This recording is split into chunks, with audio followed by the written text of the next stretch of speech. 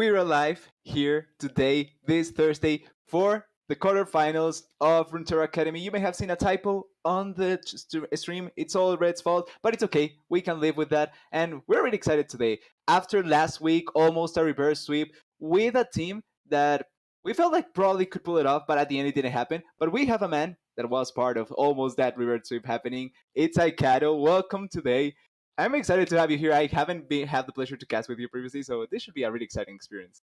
Thanks for having me. I mean, I'm gonna be honest with you in that I would probably prefer to be playing today. Yeah. But given the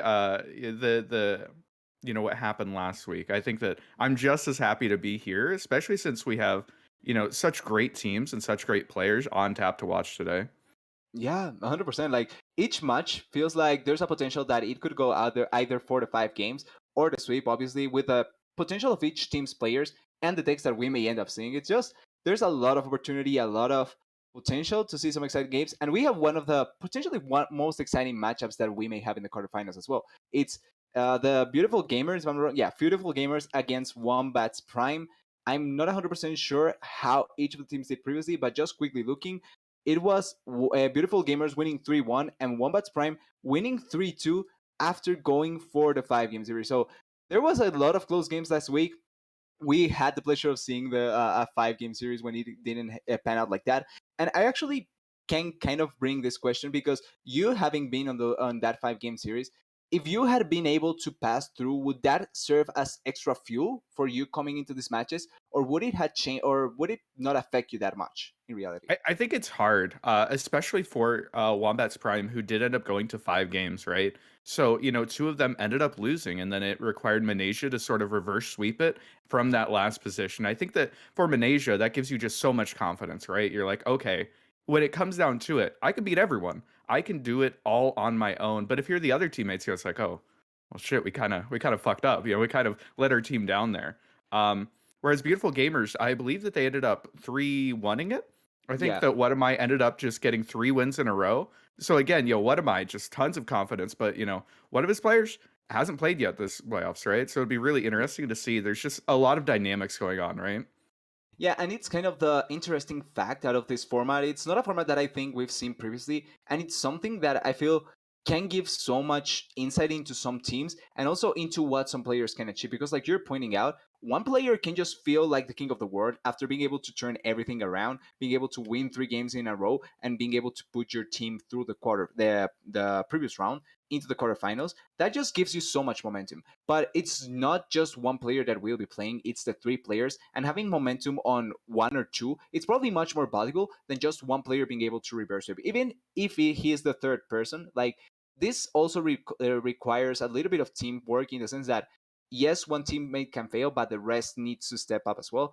And we're going to see how these dynamics affect teams going forward and how it may end up just not helping any of the teammates. But quickly looking into the teams, we have the Wombats Prime. I would like to show what their win records and how they've been playing, as well as their lineup for tonight. We have Stolen Conch, Seku, and Minasia in that order, coming as the 1, 2, 3 for the match tonight. We have on the left the individual their match wins, so the overall 3 series games that they have won, and then on the right the individual games of those matches. And we have really good stats for these players, particularly Minasia, like you were talking about. He's pretty much on a streak, on a tier 13-1 as a single player. That's amazing. Yeah, no, Wombats Prime had an incredibly good group stage, right? They ended up coming out completely undefeated in, full like series score. And then their individual players all had, a lot of really strong points, especially in Malaysia, especially Stolen Conch. Stolen Conch has sort of been known recently for bringing a lot of really off meta decks. Yep. I think it's the nicest way to put them, but he wins with them. He does incredibly well. And Wombats Prime, undefeated through group stage, had a little bit of trouble last week. We're just one dropped game from Malaysia away from just not being able to make it to round two. But, able to pull it through, and we'll see this week, if they're able to bring it back just a little bit, and really show that as the undefeated seed, as the number one seed, are they really just better than everyone else? Yeah, it's going to be an interesting thing for them, like you're pointing out, the fact that they are coming as the undefeated seed. or at least were coming into the playoffs as the undefeated seed, lose a couple of games, but they still come out on top. It's an important thing to keep on pointing out because yes, upsets may happen. We saw a really huge upset based on Hirsch last week, sadly for you, but it does happen in playoffs. It is something that can happen, especially in immediate elimination matchups. So if they are not able to pull themselves back, if they had some doubts, especially after the 3-2 last week, it may end up being detrimental for themselves, but they can just come out swinging this week and win 3-0. Like you're pointing out, Minisha being on top, obviously, but like you're pointing out with the Stolen Conch, a lot of curveball decks, because they are not your typical meta decks, but they can be effective, and Stolen Conch finds good ways to play around them. So he's going to be a tough player, in my opinion, to beat first, even if he kind of floundered last week. Like this time around, he can come in with the decks that he has brought out and be really effective. And Zeko, I feel like is a really consistent player that he doesn't need to go to be the overall carry, and he doesn't need to be the super outspoken, super weird kind of deck guy, but he does his job really well, and I feel like that's a really nice balance to have as well. The kind of overall good balancing player in your team. Yeah, for sure, and it definitely helps out quite a bit, to sort of balance out somebody like Stolen Conch who's gonna bring something that's a little bit off the wall, and, even Yeah, looking at this week, I think it's really interesting to see sort of the archetypes that each of these got, with Conch's very much like a hardcore counter pick style of lineup, and then Seku got thrown on, like, this hardcore aggro style of lineup, and then Malaysia just is, like, trying to be as good into everything as possible, and on that 3rd, player, on the anchor position, just yeah. it's a very interesting approach that they've taken here, I think. Yeah, and it may work pretty effectively, but now, just as we spoke about Wombat's Prime, let's quickly go for the side of Beautiful Gamers, which don't have the similar or overall impacting record that Wombat Prime have when we look at the matches at the matches won by each player. But they are a team that, if you don't take them out when you can come out really swinging. Like they have good players. Shadok, Seneki, Wanamai are really good at taking advantages of the opportunities that you give them. And if you allow for a series to go to a certain point with any of these players, they can take the series overall. And Yeah. sorry for cutting you off No, a you're little bit good. there, but just to point out, we had their stream before playoffs, if I'm not wrong, their last match, and it was a match that seemed like there was a potential for it to go the other way, but I feel like they just played it out so well that it didn't end up like that. And they played really, really well. They did a lot of good things, and coming into playoffs, I feel like they could be a wild card that not a lot of teams expected. Yeah, I think that Beautiful Gamers, sort of very starkly contrasted to Wombat's Prime completely undefeated group stage. Beautiful Gamers ended up sort of limping in at, I believe, 8 Yep. and 8, which for being a team with some of the most recognizable player names in the entire community, I think that a lot of people were surprised by it. I think that a lot of people really expected them to sort of crush, but Group 2 that they were in was incredibly strong, and being able to come through was a feat in and of itself. But now here coming in, their win rates don't look quite as clean as Wombat Prime, but these players are just as good as those of Wombat's Prime. I think that especially in this format where a single player could really just carry you through and 3-0 the entire opponents. Like I think that having just the star power here, what am I's top several seasonal tourneys, Henneke as well. They've all been just crushing uh community tournaments for literally ever. Yeah. Shotox even won like the DreamHack tourney at the end of last year. Like there's a lot of just star power here that I think that, any of these players could easily end up pulling a 3-0.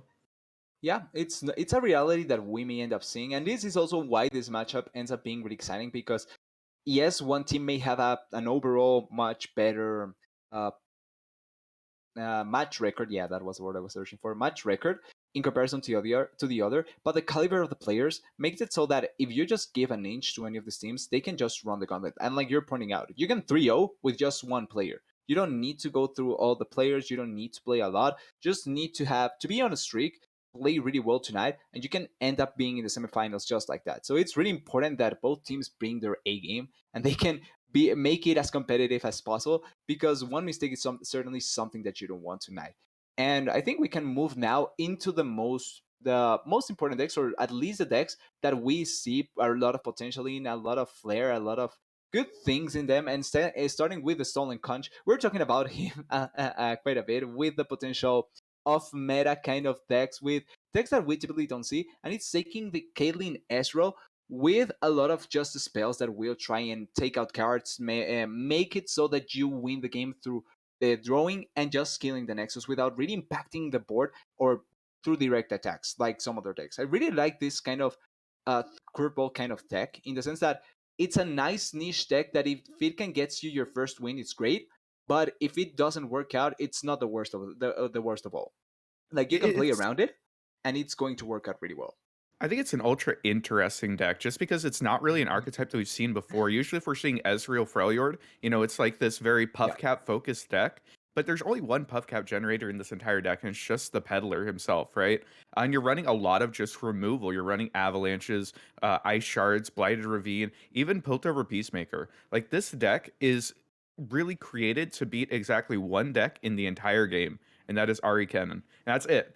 That is all that this deck is going to beat. And I'd be surprised. It might not even beat that. But Conch brings a lot of random stuff and sort of yeah, it has been able to put up stats and be able to put up results with these random decks. So even if it is Avalanche, Blighted Ravine, Tribeam, Ezreal, Caitlyn, maybe he'll be able to pull it out. It should be incredibly interesting to watch, if nothing else.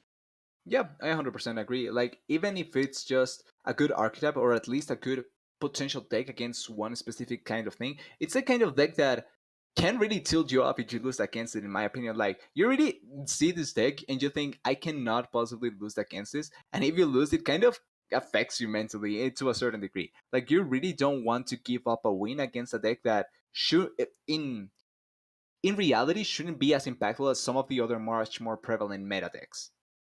Yeah, definitely. It'd be really interesting to see.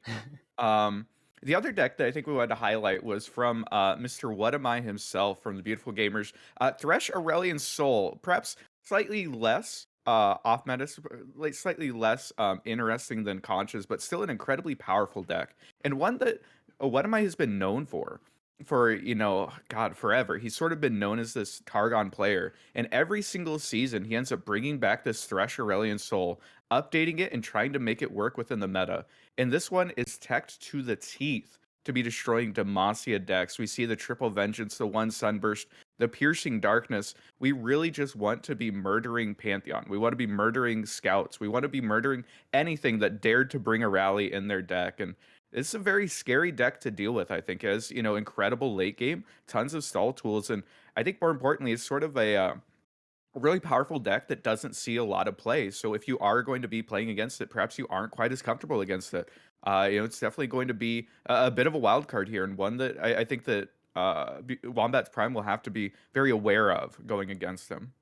Yeah, it's certainly a deck that I at least haven't had the pleasure of seeing yet. It's something that we haven't had even on a stream yet, so it's something really unique to come to be able to pull out. But it works really well against a lot of the strengths that we have seen recently. Apart from Kenenari, which seems to be a mainstay in most players' decks, like there's a lot of Targons, like you're pointing out, the rise of MF Queen once again, some other aggro decks that have been showing up. So this deck being there to potentially counter some of those decks in that vein can be really, really effective. And this is the kind of decks that, to me, make it so that you have a deck that you want to ban away, like this one, but there's another one that you want to ban away. And you now have to risk yourself putting against a deck that you really don't want to play against, or this kind of deck that can potentially just destroy your whole strategy. And I like what am I is bringing because it's something that will have to make your opponent think a lot about what he wants to take away and what he doesn't want to play against. Yeah, especially since, just looking at the rest of his lineup, sneak peek there, Ken and Ari and Zoe Lee Sin is, it's not exactly slouches, right? So if you are coming in, you're worried about the stretch Acel and you need to ban it, wow, you just let him play the other two best decks in the entire format, right? So it's Yeah. it's definitely a scary proposition, I think.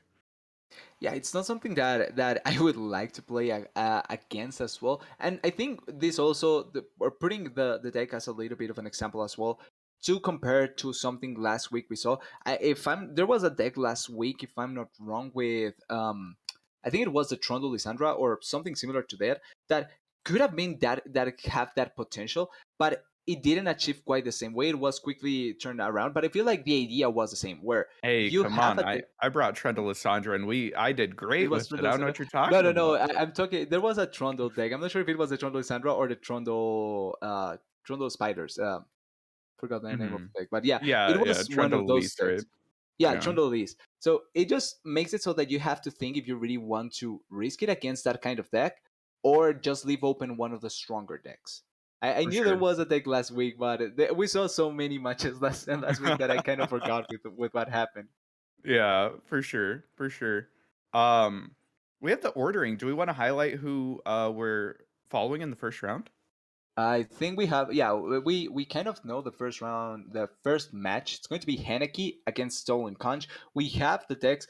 Stolen Conch, we pointed out the Caitlyn Ezreal that he's pulling out today, but he also has other two decks that are really interesting. Obviously, the Lissandra Trundle that you brought out last week, or similar to what you brought out last week, and Sentinel Control. This a deck that I haven't seen, if I'm honest. I don't have a lot of insight on what this deck can do or what its potential is. So I'm kind of interested if you know something about it. Yeah, so Sentinel Control really looks to abuse the new Sentinel cards, 1 mana and 3 mana fearsome cards that when you kill something they get bigger, right? So this is Oh, like a 3 mana 5/4 fearsome that's just incredibly difficult to deal with.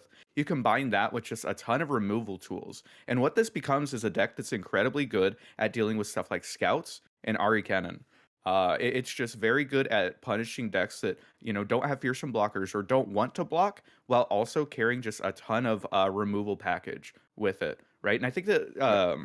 Lissandra Trundle is going to be very similar in that this beats like two decks in the entire format, and one of them is Kenanari. I think that the entire lineup here from Stolen Conch is here saying, see your Kenanari. I know this is the best deck of the format, and I want to beat it. I am challenging you to beat me on this because I'm here to beat you. You are not allowed to get that deck through. I like that kind of mentality. Like, you will play this, and I will show you that I can beat that. I kind of like that idea, and it's the Sentinels getting banned. But like you're pointing out, Lisandro Trondo is still up potentially for the Canonari once again, and it's a smart idea. Like we know, I think pretty much everyone knows that at least two of the three players will take Canonari. Like I think that it's just the normal thing. Like you're pointing out, it's probably the best deck in the meta. So having something that can counter it, it's going to be much more ideal. And now it's going to be Stolen Conch going to for the ban against Henneke. Honestly, I feel like he can do quite a lot against his decks. But if I'm honest, I think the Warlord's deck from the Silver Action is probably going to be the one that you can worry about because it has the potential to have the stronger attacks from the Silver and the Action, in my opinion.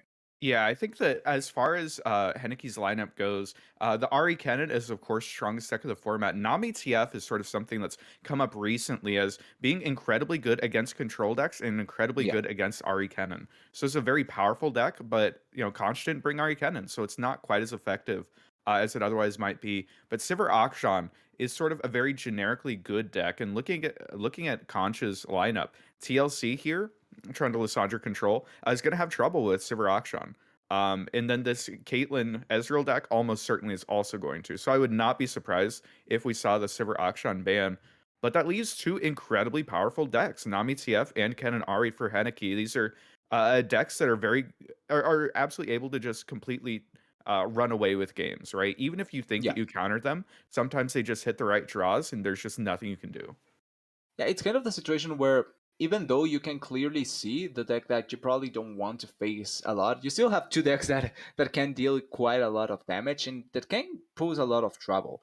The good thing is that you have that opportunity to kind of play around those two decks with the BO3 format that we play around with this in this tournament, and you have a lot of opportunities to risk against one of these decks with one of your own decks and try and turn it around later on. Actually, now that you bring out the fact of the Nami TF that is popping out, if I'm not wrong, you played against it last week, and you were able to beat it. If I'm not completely wrong, so I'm kind of interested in the idea of it because when I looked at it, I felt like it wasn't that amazing when it was brought out. And it gets banned away, so we potentially don't need to talk about it. But I'm kind of curious about why it's much more stronger right now if Henneke ends up winning. So Nami TF is just an incredibly powerful deck that's able to, if it hits its champions, just be so favored into you because you flip the Nami, you flip the TF, and your board gets incredibly big, and it's just so hard to interact with. And it's probably a deck that I'm going to be bringing to seasonal. So I think it's very Ooh. powerful. But Conch obviously respecting it and deciding that with his controlled decks here, he doesn't want to have to deal with it because that deck just can get so out of hand so quickly. But that leaves up Sivir Akshan, which I think should be pretty favored into both of Conch's decks. It's going to be really difficult to see if he's able to take a game off of it. But more importantly, will Henneke be able to get Ari Kennen through? Because this is obviously what Conch is trying to beat. So, having it there is sort of a liability. Is Henneke going to be able to beat the counter picks? Or did Conch, aim correctly? Did he aim true? Is he going to be able to take down the Ari Kennen menace? Yeah, which, like you're pointing out, it's what you really want to play against. If you were on Hineki's shoes, would you start with the Ari Cannon to try and get it out of the way, or would you just get the easy win first, or not the easy win, but the win first with the Warlords and then go for the Ari Cannon? You have to win with both. So mathematically, it doesn't really matter which one you go first with, but I think just from a mental perspective, going with Sivir Akshan means that you can pick up a little bit of momentum, right? Okay. Yeah. And I feel like that could be really valuable. But maybe he doesn't value that. Maybe he's looking at it like, okay, I just want to make sure that I have two shots with Ari Cannon because if I have two shots with Ari Cannon, I'm almost certainly going to get through one of your counters. Your counters aren't that good. Um, but yeah, it's really interesting mind game, right? Yeah. It's probably have to ask yourself, what is Conch gonna queue first? Um, I'm not sure it makes a huge difference, but TLC is probably a little bit weaker into Sivir Akshan. Maybe you queue the Caitlyn Ezreal and try and be able to pick up a win against Sivir. So hard. There's so many mind games here trying to find the right matchups for you. Yeah, it's something that I with Dom I've talked about previously in previous casts where you really have to think about what you really potentially want to achieve with the first deck that you go for, because like you're pointing out, there's quite a lot of mental just to call it something because I'm lacking the word passives that you have to deal with, like the momentum, like the deck that it's probably weaker against the other deck, but you will probably have a better chance if you take it right now, the 50-50s. So those kind of things that players face, especially in these instances where it's do or die, it's much more interesting and much more difficult to just call out. Like if he goes for the Ari Kennen from the Henneke side, which he didn't, he went for the Warlords to just, like you were pointing out, get the win first and then go for the 50-50 with the Ari Kennen. It's fine, but it's going to be it's complicated to call out if one or the other strategy are better. But just looking at the Yeah. decks, it's going to be the Warlords against the Ezreal Caitlyn. Yeah, Ezreal Caitlyn, I would guarantee you that this is a matchup that Henneke did not get the chance to practice at all this season, right? How many Yeah. of the Ezreal Caitlyns have you seen? I'd be surprised if the number's very high. So definitely one that you feel like Conch has almost certainly played this matchup more. So perhaps going to be a little bit advantaged here. But looking at the early hands, we see the double Sivir on the side of Henneke, which could be pretty valuable. I think that every time we talk about Akshan Sivir, we need to talk about the Warlord's Horde, which is what Akshan ends up creating, or the Vagabond.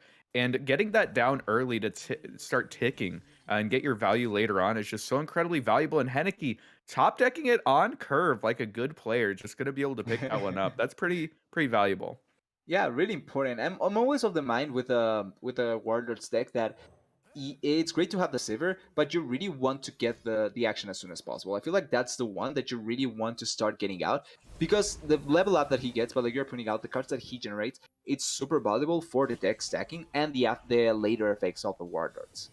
Yeah, definitely the case. And Henneke actually going to end up dropping down the Waking Sands to apply a little bit more pressure here and try and force blocks out of Soul and Conch. He ended up dropping down the Puffcat Peddler here, which sort of gives you per turn value by just making every single one of your spell costs generate Puffcaps in your opponent's deck.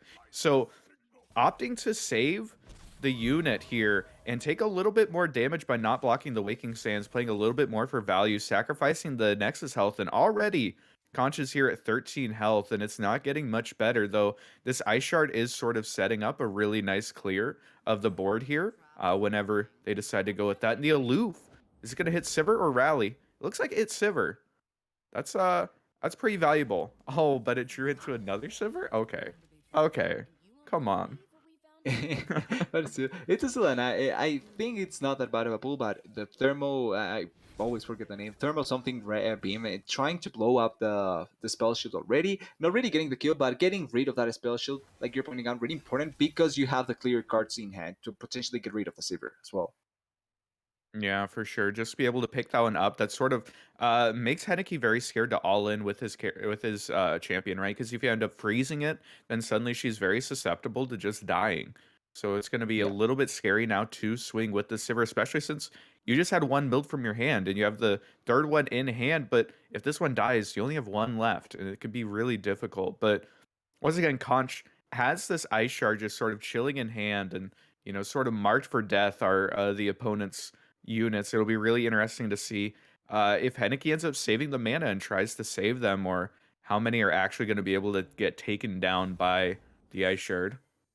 He will be playing the mind game that you kind of want to force out from the enemy's hand to see how much he has, and then you go for those clear potentials, or just save it until the last time. And that was a fun mini game that I think both Dom and I enjoyed last week when we were watching your match. Just seeing how long the players could keep their clear potential cards in hand and when they wanted to pull out. And I also like the fact that you as a player are here and you were part of that because I feel like sometimes the the clear it's something that seems so obvious that it's probably not the best of ideas. And if you're able to bait out much more out of your opponent and utilize your clear cards much more effectively, I mean, then it's always going to just put you in an advantageous position. Definitely the case. It's very difficult. That's where a lot of the skill I think comes in. Even in these control decks, which you think, oh, well, they just clear the board over and over. A lot of times, finding out when you want to cast it and getting the most value of it is just so important. But this attack is really scary for Conch to deal with only two Yeah. blockers. What he really wants to do is just survive this turn and then play out this Blighted Ravine in hand, which will end up clearing all of the opponent's board except for Sivir. So it'll be interesting to see, do we end up throwing up the Puffcat Peddler just to try and block a little bit more damage, maybe get a buff spell out? Looks like that might be the case because right now, at minimum, we're taking like 6 damage, which, is putting us down to like 7 health. It's very scary this early in the game, especially against a rally deck, which, Yeah. give them an inch and they will absolutely take a mile. Yeah, the pre-level Sivir to get to a point where she's just uh, 1.5 attacks away from being able to destroy you. It's a risky bet to take. It's obviously better to take to try and block the attack, like you're pointing out. Just try and clear as much of the board as possible, even if you don't take out the Sivir. Like, yes, Sivir Ooh. will hard up getting taken out, but it's okay. You can survive long enough so that you can get your body later on. And it's actually going to be the Mystic Shot committed here from Conch, sort of baiting Henneke into committing one of these buff spells to either push more damage or kill the Puffcat Peddler, and it is going to try to push more damage. Conch can commit the second removal spell to really try and pick up the kill there because you're not allowed to let this 8 damage just go through to your face. You're just asking to die next turn. Yeah, So right now an 8 attack damage. That is so much for just five turns in, and it's not really an aggro deck that Henneke is pulling out. So getting that hit, oh, he's going for the first kill. Ooh, the ice shard's really interesting because it does set up your opponent's board to die to the ravine next turn. Even the Sivir could be dying to a Mystic Shot, could be dying to ravine, but you're in a really scary position now. 9 HP means that if you drop this ravine and an opponent rallies on you, you're in a very, very rough spot. So there's a lot of decision making here. It's really difficult to sort of strike that balance of being aggressive enough with your removal to not die while also just making sure that you aren't giving your opponent the opportunity to just rally on you. Yeah, but if I'm a stolen conch, at least I'm positive to a certain degree that Henneke hasn't pulled out the action yet. I feel like that is something to keep in mind because the value from action is quite high in my opinion, or at least is one of the most decently high value cards from this deck, and not yet having it out, it's kind of something to look forward to as a stolen conch. And he also was able to Definitely. recover some health, which is And he great. did end up dropping down the ravine here, which Henneke's in a really interesting position where with this Sivir out here, she's going to end up dying, and we are going to look for Oh, the the golden ages. rally, but it gets blown out by Mystic Shot. We don't have any buffs left, which means that we're just rallying with an empty board now. If Conch decides to rip this off, of course we have caster vision, so we know it's going to go through. Yeah. But Henneke had sort of told us last turn they didn't have any more buffs, and Stolen Conch is going to call him on it, firing off the Mystic Shot. And this is just a dead Sivir. This is second Sivir dead. and this rally suddenly is looking rather impotent. I mean, you can develop into it. You can pull out, bird plus the treasure seeker, but then you're just giving up your entire board to this clear. Push a little bit of damage, but yeah, it looks like Hedeke's just going to cut the losses, offer up the trade, and that was a rally that just sort of didn't accomplish anything from Henneke. You hate to see it. Yeah, but Stolen Conch taking the bluff on bluff really well by trying to bait out anything else, and if not, you win the bluff game because now you get the Sivir out of the way. That was so well played. Yes, there's still a Sivir on hand for Henneke, but like you're pointing out, with the rally as well, taking out, you blow out so much potential damage from Henneke by killing the Sivir and taking out the rally, and you at least buy yourself a little bit more time to set yourself up. Yeah, and Henneke does have quite a bit of refill here. He can basically commit himself to one more board before he's just out of cards. He's really relying on this palace to pop, and oh, Stolen Conch played down the Archivist to try and take a card from his top five, but there were no spell cards, so he ends up completely whiffing, and now he sort of has a unit chilling there. Oh He no. doesn't have a whole lot of backup, and this Sivir coming down is threatening a lot of damage now. That was so tragic. That was such a huge important miss here from Conch. And Yeah, now he knows that his next 5 draws are all units. it's a kind of bet that you have to go for sometimes with this kind of RNG based game. But when you fail, you really feel so bad because it just sets up for your opponent to not only know, like you're pointing out, the fact that it's next 5 unit cards, but you also can just set up for anything that he has on hand to be super damaging in this turn. Like he has a unit on board still to protect from the attack, but with the attack, it's going to be right now 9, which puts you at 2 health, and if he gets blocked, it's still I think around 5 health that you get put into. Yeah, it's a little bit scary here, especially with the Waking Sands. Oh, this is crazy Oh, because Henneke knows that Stolen Conch runs Avalanche, but based on the way that he used the Ravine last turn, sort of made the call that, nah, Conch doesn't have the Avalanche, and now we're just developing straight into it. We don't care about it. We are just going to show as much damage as possible. And if Conch relies on this Mystic Shot to remove the Waking Sands, then he could just get absolutely blown out by the top deck Sharp Sight. This is such a scary position because right now you're staring down an awful lot of damage and going the safer route with the Tavern Keeper develop, but you're still taking quite a bit here, taking 7, and you're just not really feeling good about your position because your hand kind of isn't doing anything, and Henneke's yeah. not losing that much of his board. Yeah, he's still not out of the water, even if he gets a little bit of health back. And like you're pointing out, it's just that the attack feels so massive as of this point. 10 damage. Right now it's 14. We know that the Mystic Shot can come through to stop this damage from being so high, but you still have to survive for at least 2 more turns if you're Stolen Conch. And those 2 turns, or the next 2 turns where the attack from Henneke can come in, unless he gets a rally, can be really, really harsh for him. Yeah, no, it's going to be really worrisome. We'll see what Conch is able to pick up off the top and how many blockers we offer. Oh, we let it go through, playing for the value, maintaining our blockers, and making sure that we don't lose our board. But that is very scary. We are now down to 4 HP. We don't have a whole lot of healing left, especially since we know that we're only drawing units. We can try again with these Archivists. It's going to look again and have 1 extra potential at a hit, but you know, that's pretty scary. And the sharp sight plus the single combat from the hand of Henneke is going to mean that this Ezreal is not long for this world. The full swing here from Conch trying to induce a bad block here from Henneke, trying to get a little bit of damage in otherwise, but just the removal here and the sharp sight coming out onto the Sivir means that you can't even freeze the Sivir to try and save your Ezreal. Your Ezreal is very dead. And that's Yeah, just so tragic. It even pops the landmark, which means that Henneke gets to draw another card. So now you're going to get drowned in card advantage as well. And just everything went downhill so quickly for Conch. yeah, we were in such a neutral state for a couple of turns, and out of nowhere, I feel Henneke pulling out really well what he needed to do. Even after his bird was cleared to such a degree, he still pulled it out really well, and now setting up for that next attack that can just end everything. It's just 4th health. I wasn't even sure if he was going to commit a defense here because it was 7th health. It wasn't something that he could survive from. And Oh, now, okay, the rally. yeah. Oh, that's so huge.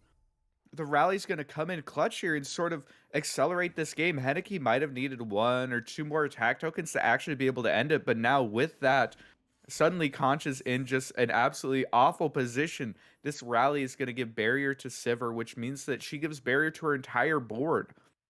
So we get to clear out everything. We get to get in for damage, and we do see the Mystic Shot coming in to pop the Spell Shield.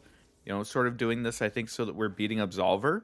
Um, but still, is a really not a great position. I'll be honest. I don't think that Conch is particularly pleased with where he's at in this game. Yeah, I can. I feel the same way. I think that Kunch is in a super bad spot and really rough spot. Not gonna lie. And if he survives this, he can pull it through. It's going to be close to a miracle. I feel like he still has a chance, but it's going to be so hard. Yeah, just trying to look at the math on it because no one's going to die here because of the shared barrier. We have the freeze next turn, and we whipped again. Oh, we had to develop it for a blocker, but now we're just so close to dying here. Henneke has the single combat, has the cataclysm available in hand to just start culling some of these blockers, and oh, there we go. Yeah. There's the FF from Conch, and I think understandably so. From that position, you knew that you were not drawing anything but units, and just uh, Henneke able to just leverage the power of that third Sivir to really be able to pick that one up, and it should have been a close game, but sort of blown out there by Henneke.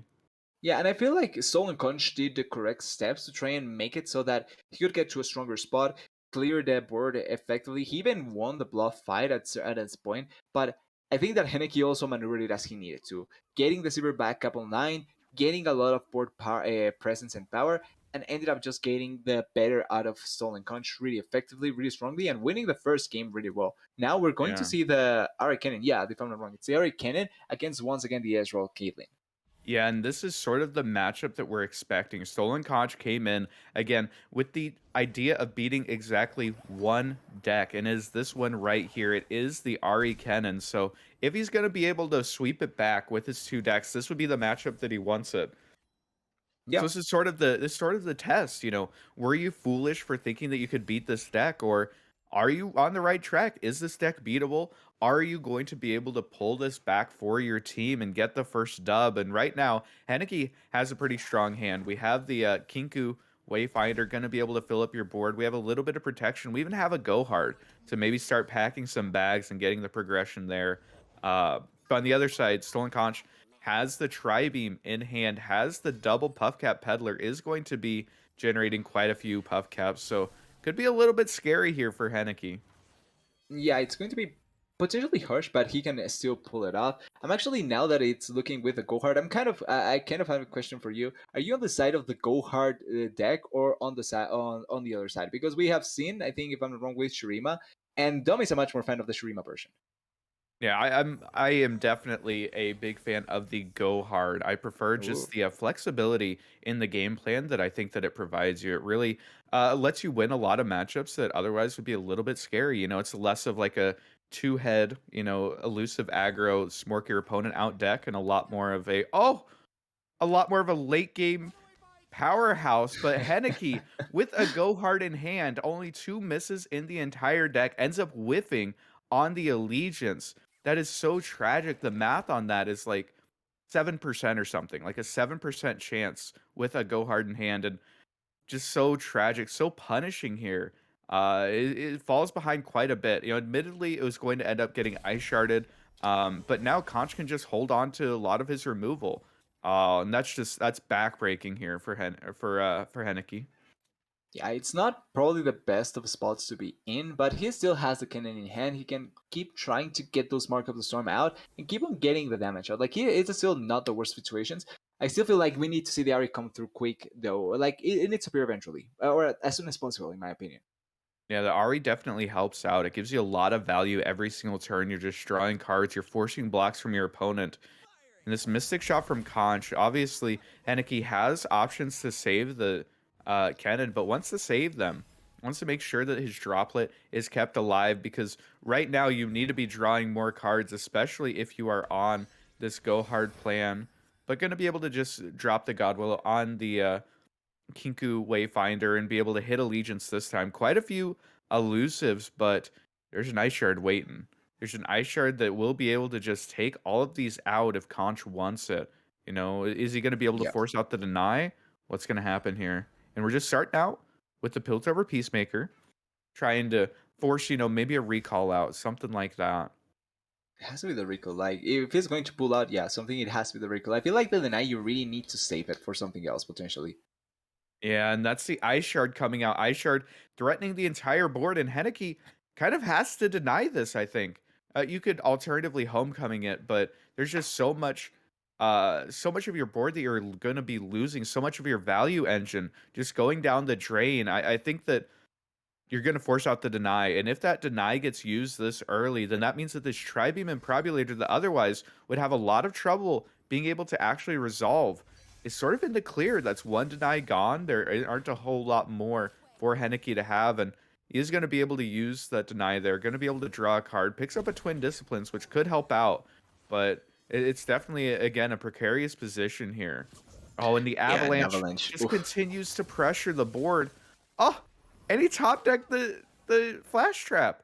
Oh my god. This is what you want to do with this kind of deck that Stolen Conch brought out. It's to deny as much as possible Anaki's Ari Cannon or any Ari Cannon at that point, because you don't want them to be able to play, clearing out the board really well and the board. And I feel like the deny came through really well, but I feel like you have to save that a little bit longer. Like, the value of it at this point, it's probably not the highest. Yeah, you're definitely not happy about using it, but unfortunately, if you're ending up losing two of your droplets there, that's just sort of your value. That's how you're going to continue drawing cards, and Oh, losing it this early would just feel so bad. And that's the Avalanche coming through. It is going to clear out Concha's board as well. Um, but Henneke is going to be losing the second droplet, is losing second Kennen, and is trading a lot of resources. Really needs to find some refill. I think that'll be really important. If we're able to find a sign in Thousand Tails, it's going to continue to just draw us a ton of cards. Then maybe Henneke will be able to come back into it. But right now, the clear the board method here from Conch has been pretty effective.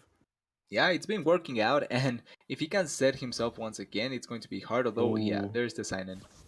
The top deck just in time. Sign-in going to Yeah, be able to come through and give us a little bit more going on into another sign in third go hard. He hasn't cast one yet. That is just all three standard go hards, which means that's that a now full body Henneke in is hand. on the he's on the pack game plan, especially with that second sign-in, is going to be able to probably end up packing Conch's bags, which could be a pretty significant swing. Definitely something to keep an eye out on. Yeah, the question now here is, how much does Stolen Conch have still to be able to pull through here, right? Because he used quite a lot of clear to get it. Right now, we obviously know that he doesn't have that much clear yet. But if he's able to pull once again something, there may be another chance that Ooh. Henneke is just completely screwed. And here is the tempo play. The Tribeam Improbulator didn't quite see how much damage it's getting used for. It looks like the Twin's going to save Sinon, but the hit here could be pretty big. C2. We'll see. Oh, Battering Ram! It has Overwhelm, but it is a 0-12 that requires multiple attacks to ramp up and just frankly isn't going to be able to do much other than block. You hate Yeah, to it's see it. but the block is going to get value if there's any moment that Henneke wants to attack with the low amount of elusives that it's there. Right now, the block would be valuable enough, and he pulls out the Ezreal as well. And definitely something to keep an eye on, though, is that this battering ram does have 12 health. And Yeah. 12 health is enough to survive a pack your bags. So, Conch is going to sort of be slightly more immune to that than they otherwise would be, right? Just because pack usually kills everything, especially in the Stolen Conch deck. You wouldn't expect much to be able to survive it. So, a bit of a boon there, but Henneke, after popping the fourth Hinku Wayfinder, is going to be able to get a board, able to block down here and sort of set up this go hard plan. We see three in hand. I expect that we start seeing some of those come out, one on an Ezreal and then maybe a couple on the Peddler or something, maybe a couple on the battering ram. Either way, we definitely want to start cycling these so that we can really pack our opponent's bags. We can make them go away. That's the whole plan there. I was thinking if there was a potential that we maybe see it delayed a little bit, just so that you can use it if you're at much more risk. But like you're pointing out, just clearing out from a Stolen Conscious board anything potentially could work out. But he just goes for one instead. And we are going to see another Kinky Wayfinder drop down here from Henneke. Actually, I've played like 4 of them, 5 of them, and one of them missed allegiance. Yep. This one, not going to be used to pull any droplets. I don't think we had any left. I think it was purely to play the 5th Kinku Wayfinder to flip our cannon. Which, I mean, flipping cannon with Kinku Wayfinder is a little, it feels bad sometimes, right? Yeah, could be a better draw, but at least you get the level out of the cannon, right? So Yeah, no, it should be pretty good. Stolen Conch does end up using the Archivist here. We saw 2 spells, which means that we know our top deck is going to be Tribeam and Probulator, and then after that, Static Shock. So Static Shock, drawing us a card here, could be pretty valuable. But, I don't know if those spells are going to be impactful enough to really help us out, just because Henneke has that go hard plan so on oh, line that it's going to be very difficult to deal with. And the Hoko going to be thrown out, trying to protect this droplet. so forcing out, they really want to kill the droplet, and in the same sense, Kennedy really wants to save it as much as possible. And another one. And there's so much used on that. And at the end of the day, Conch gets to see, hey, I ended up killing your droplet. That is your last droplet. You aren't going to be drawing any more cards, except let's take a real quick peek at Henneke's hand. That's 2 more sign in hand right here. So you are, in fact, in a little bit of trouble here, Conch. You are going to be running out of cards, and it's going to be really difficult, I think, to keep up with just the card generation that Henneke has. You really need to start putting him on a clock, because this one's going to be rough. Yeah, like the clear from Stolen Conch is what we were really banking on, right? Like getting that much clear, destroying as many cards as possible. But with how it's been going, a lot of the cards that he has been using to get the clear out, yes, he got rid of the board, but it's not yet in a spot that it's that bad for Henneke. Like this attack may work out in that Ooh. sense. And there's the top deck. The Yeah. pack your bags means that Stolen Conch has to open attack here, has to be able to push as much damage as possible. And this is a pretty big overwhelm unit now. 8-5 from this battering ram, showing 5 damage right here, 2 more unit damage otherwise. And the Static Shock trying to push as much, that ends up pushing 2 more damage. And that's Yeah, pretty how much damage is it? significant. We'll see 6-8. I think he's down to 2. Ooh. Henneke down to 2 health here. Despite having the pack your bags, despite having the sign in, the value win. Oh, and the puff cap. The puff cap Oh, puts him to 1. Oh, if he draws any more, he might end up dying. Oh, yeah. wow. It's his last chance. The one down. He's going to die if he gets hit once again by anything from his hand or anything at that. Yeah, it's pretty scary position. Did end up finally picking up that Ari, but Ari isn't flipped. And, ooh, no mushroom. But if we play the sign-in out, there's a very real chance that we end up drawing a mushroom. So it's a very scary position, because you aren't threatening lethal right here. You have to develop more to threaten lethal, and Conch might be fine just drawing for a couple turns, because this is... Oh! The Blighted Ravine! The Blighted Ravine's going to be it. That's going to show the lethal. Yeah, that's it. That's pretty much it. Yeah. Oh! Unless, yeah. Okay, no mushrooms. So the other thing is that we technically could have used Homecoming to protect, or to bounce the ravine and survive 1 more turn, but Conch, thankfully enough, doesn't have to worry about it, since Henneke ended up tapping down and now showing lethal damage, or not even lethal damage, just 10 damage, and this Yeah. ravine's going to end up bringing this one down, and Conch 1-0 against the Ari Kennen brings this series to 1-1, tied going into this last game. And now this last one is Trundle Lissandra Control versus Ari Kennen, which Stolen Conch has been a loud supporter of Trundle Lissandra recently, and sort of thinks that this is like a 90-10 matchup in favor of Okay. Trundle Lissandra. Now, Yeah. that's Conch. Conch may Okay. say it's Okay. a Okay. 90-10. Okay. I Yeah. think that it is favored. I think it's probably closer to like 65-35, but it should be very favored for Trundle Lissandra. But there's a lot of play. Ari Kennen has a way of just winning bad matchups. Certainly. We almost saw Henneke being able to pull it out, especially with how much he survived, how long he survived, and how much he was able to play around with. But Stolen Conch designed or it had these decks to play against the Canonari. So this is where we will see the not only the first value that we saw from winning once to Canonari, but once again, how well can you win against this Canonari deck with the Tron of Lysandra? Yeah. And the way that you win this matchup, there's a ton of board clear here on the side of Stolen Conch. You're running Avalanche, you're running Ravine, you're running Withering Whale and Vile Feast. You have every single removal spell that you can think of. You even are running the box.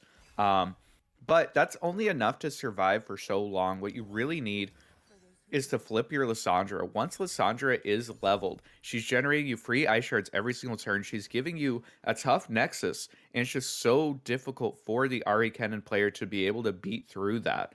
And that's sort of what we're looking for on the Yeah, side it's of just Stolen Conch. We have a ton of removal to survive us the early game, but we want to hit Trundle and we want to hit Lysandra so we can flip her on turn 8. yeah, so at least one part of that plan already down, right? We have the Trundle in hand. It's just getting the potential to summon it and trying to evade whatever can happen with the Ari Cannon before that comes through. It's also really important to note how the Lysandra Trundle deck to me really not only shows the beefiness of how much you can survive against almost anything, but how important it is to get the correct timings on the clears, because you can just use your clear cap haphazardly and you can end up not finding any value if you do that. Yeah. And I like that Henneke here has the Kinku Wayfinder, but decides to not jam it on turn 4 like so many players do. But once you're at a higher level, like realizing, hey, I could just wait until turn 5. And at turn 5, I have Deny up, right? There's no point in not who I like. Conch is throwing a lot of stuff on the stack here and sort of playing with Henneke's head, like if he's trying to hand track. Definitely trying to get in his head a little bit, trying to Yeah. scare him, make him think about playing around just everything that could be possible. I don't know if that's good or not, but it's definitely an interesting approach. Yeah, it's something that I've seen from players in a lot of games and even in some others, to say sports, that they rather get in the head of the opponent because that just makes them make mistakes, and it's something that some players need to be careful, because there are players that are much more hot headed, right? Like some are much more into making mistakes because of things that your opponent do that just because of something else. And I feel like Yeah. this is like an interesting strategy by Stolen Conch. I'm not sure if it's going to work out like you're pointing out, but it's fun to see. And if it ends up working out, he wins the match. Yeah, and this is kind of a huge moment here because Stolen Conch decided to just rip the vengeance against this Ari.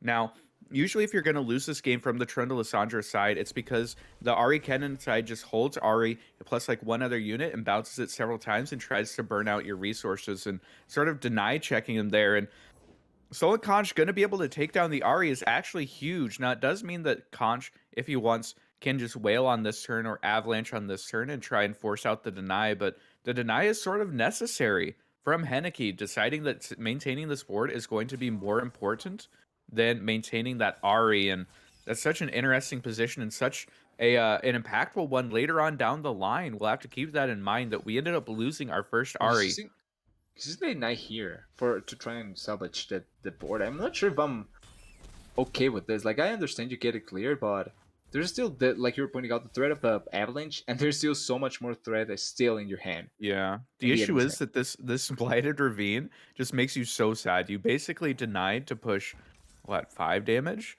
And get like a little bit of value, but now you're losing your board Yep. and this can't exactly feel good for you. Now, admittedly, you are slowing down Conch's turntables a little bit, right? He would have liked to play out Trundle this turn. He is having to commit to the removal, and with the sign in, you're going to be able to save your Kinky Wayfinder. So not the worst position in the world, but still a very, again, precarious one, I think.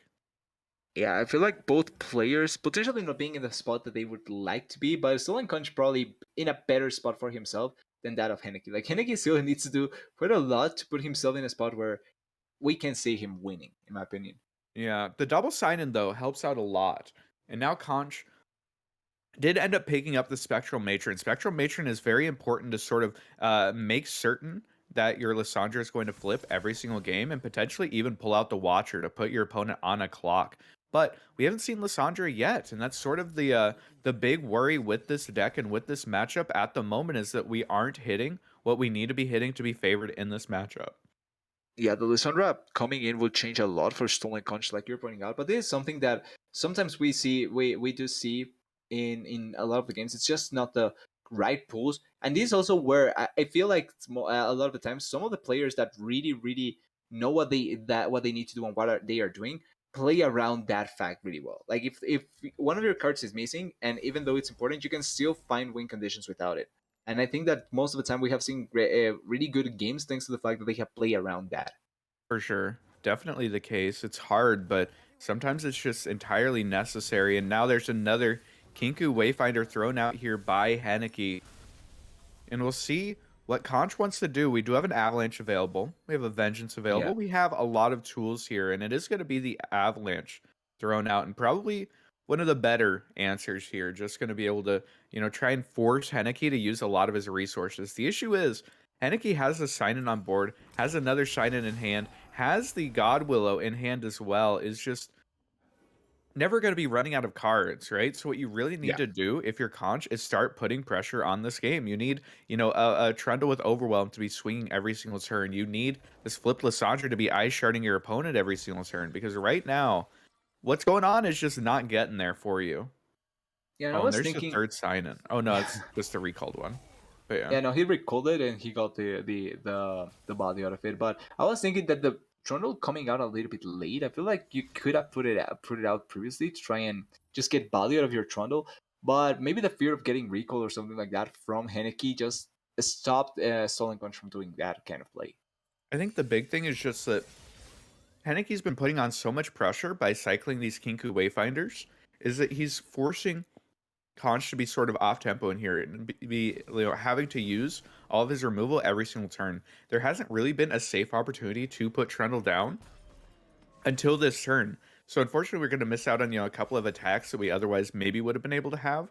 But it really speaks to how well Henneke's been playing. An incredibly unfavored matchup to even be in a position where he's putting Conch on the back foot. And now there's another Kinku. Ooh, we ended up missing the allegiance. Oh, that's so huge. Yeah, That that is. extra amount of pressure just would have been so impactful and would have made it really difficult for Conch to make it through this turn, I think. But now able to develop the pillar for free, gets an extra blocker, gets to flip his Trundle, and suddenly Henneke's position isn't looking quite as good as it was just a minute ago. Yeah, it's the way that sometimes it just happens. One bad read on one turn, one bad call on one turn, one overreaction on one turn can just change everything that the board was looking like. Like the state of the game could just change immediately. And the Trundle being so strong right now, like he can begin now putting pressure on some of these champions, on some of these units. I mean, Yeah, gonna be able to pull something every single turn and pressure a fair bit of damage is sort of forcing Henneke to be using like Homecoming or Palm every single turn. And we see quite a few of those in Henneke's hand, but being able to just force your opponent to use these resources can be so valuable, and not even planning on using it there, just getting in the 5 damage, just saying, okay, I'll take your 5 damage because you aren't showing me anything else yet. I'm just going to try and get this go hard going, try to pack your bags, and maybe that'll be enough. he's still missing one, right? Like he has used two already from the cohorts.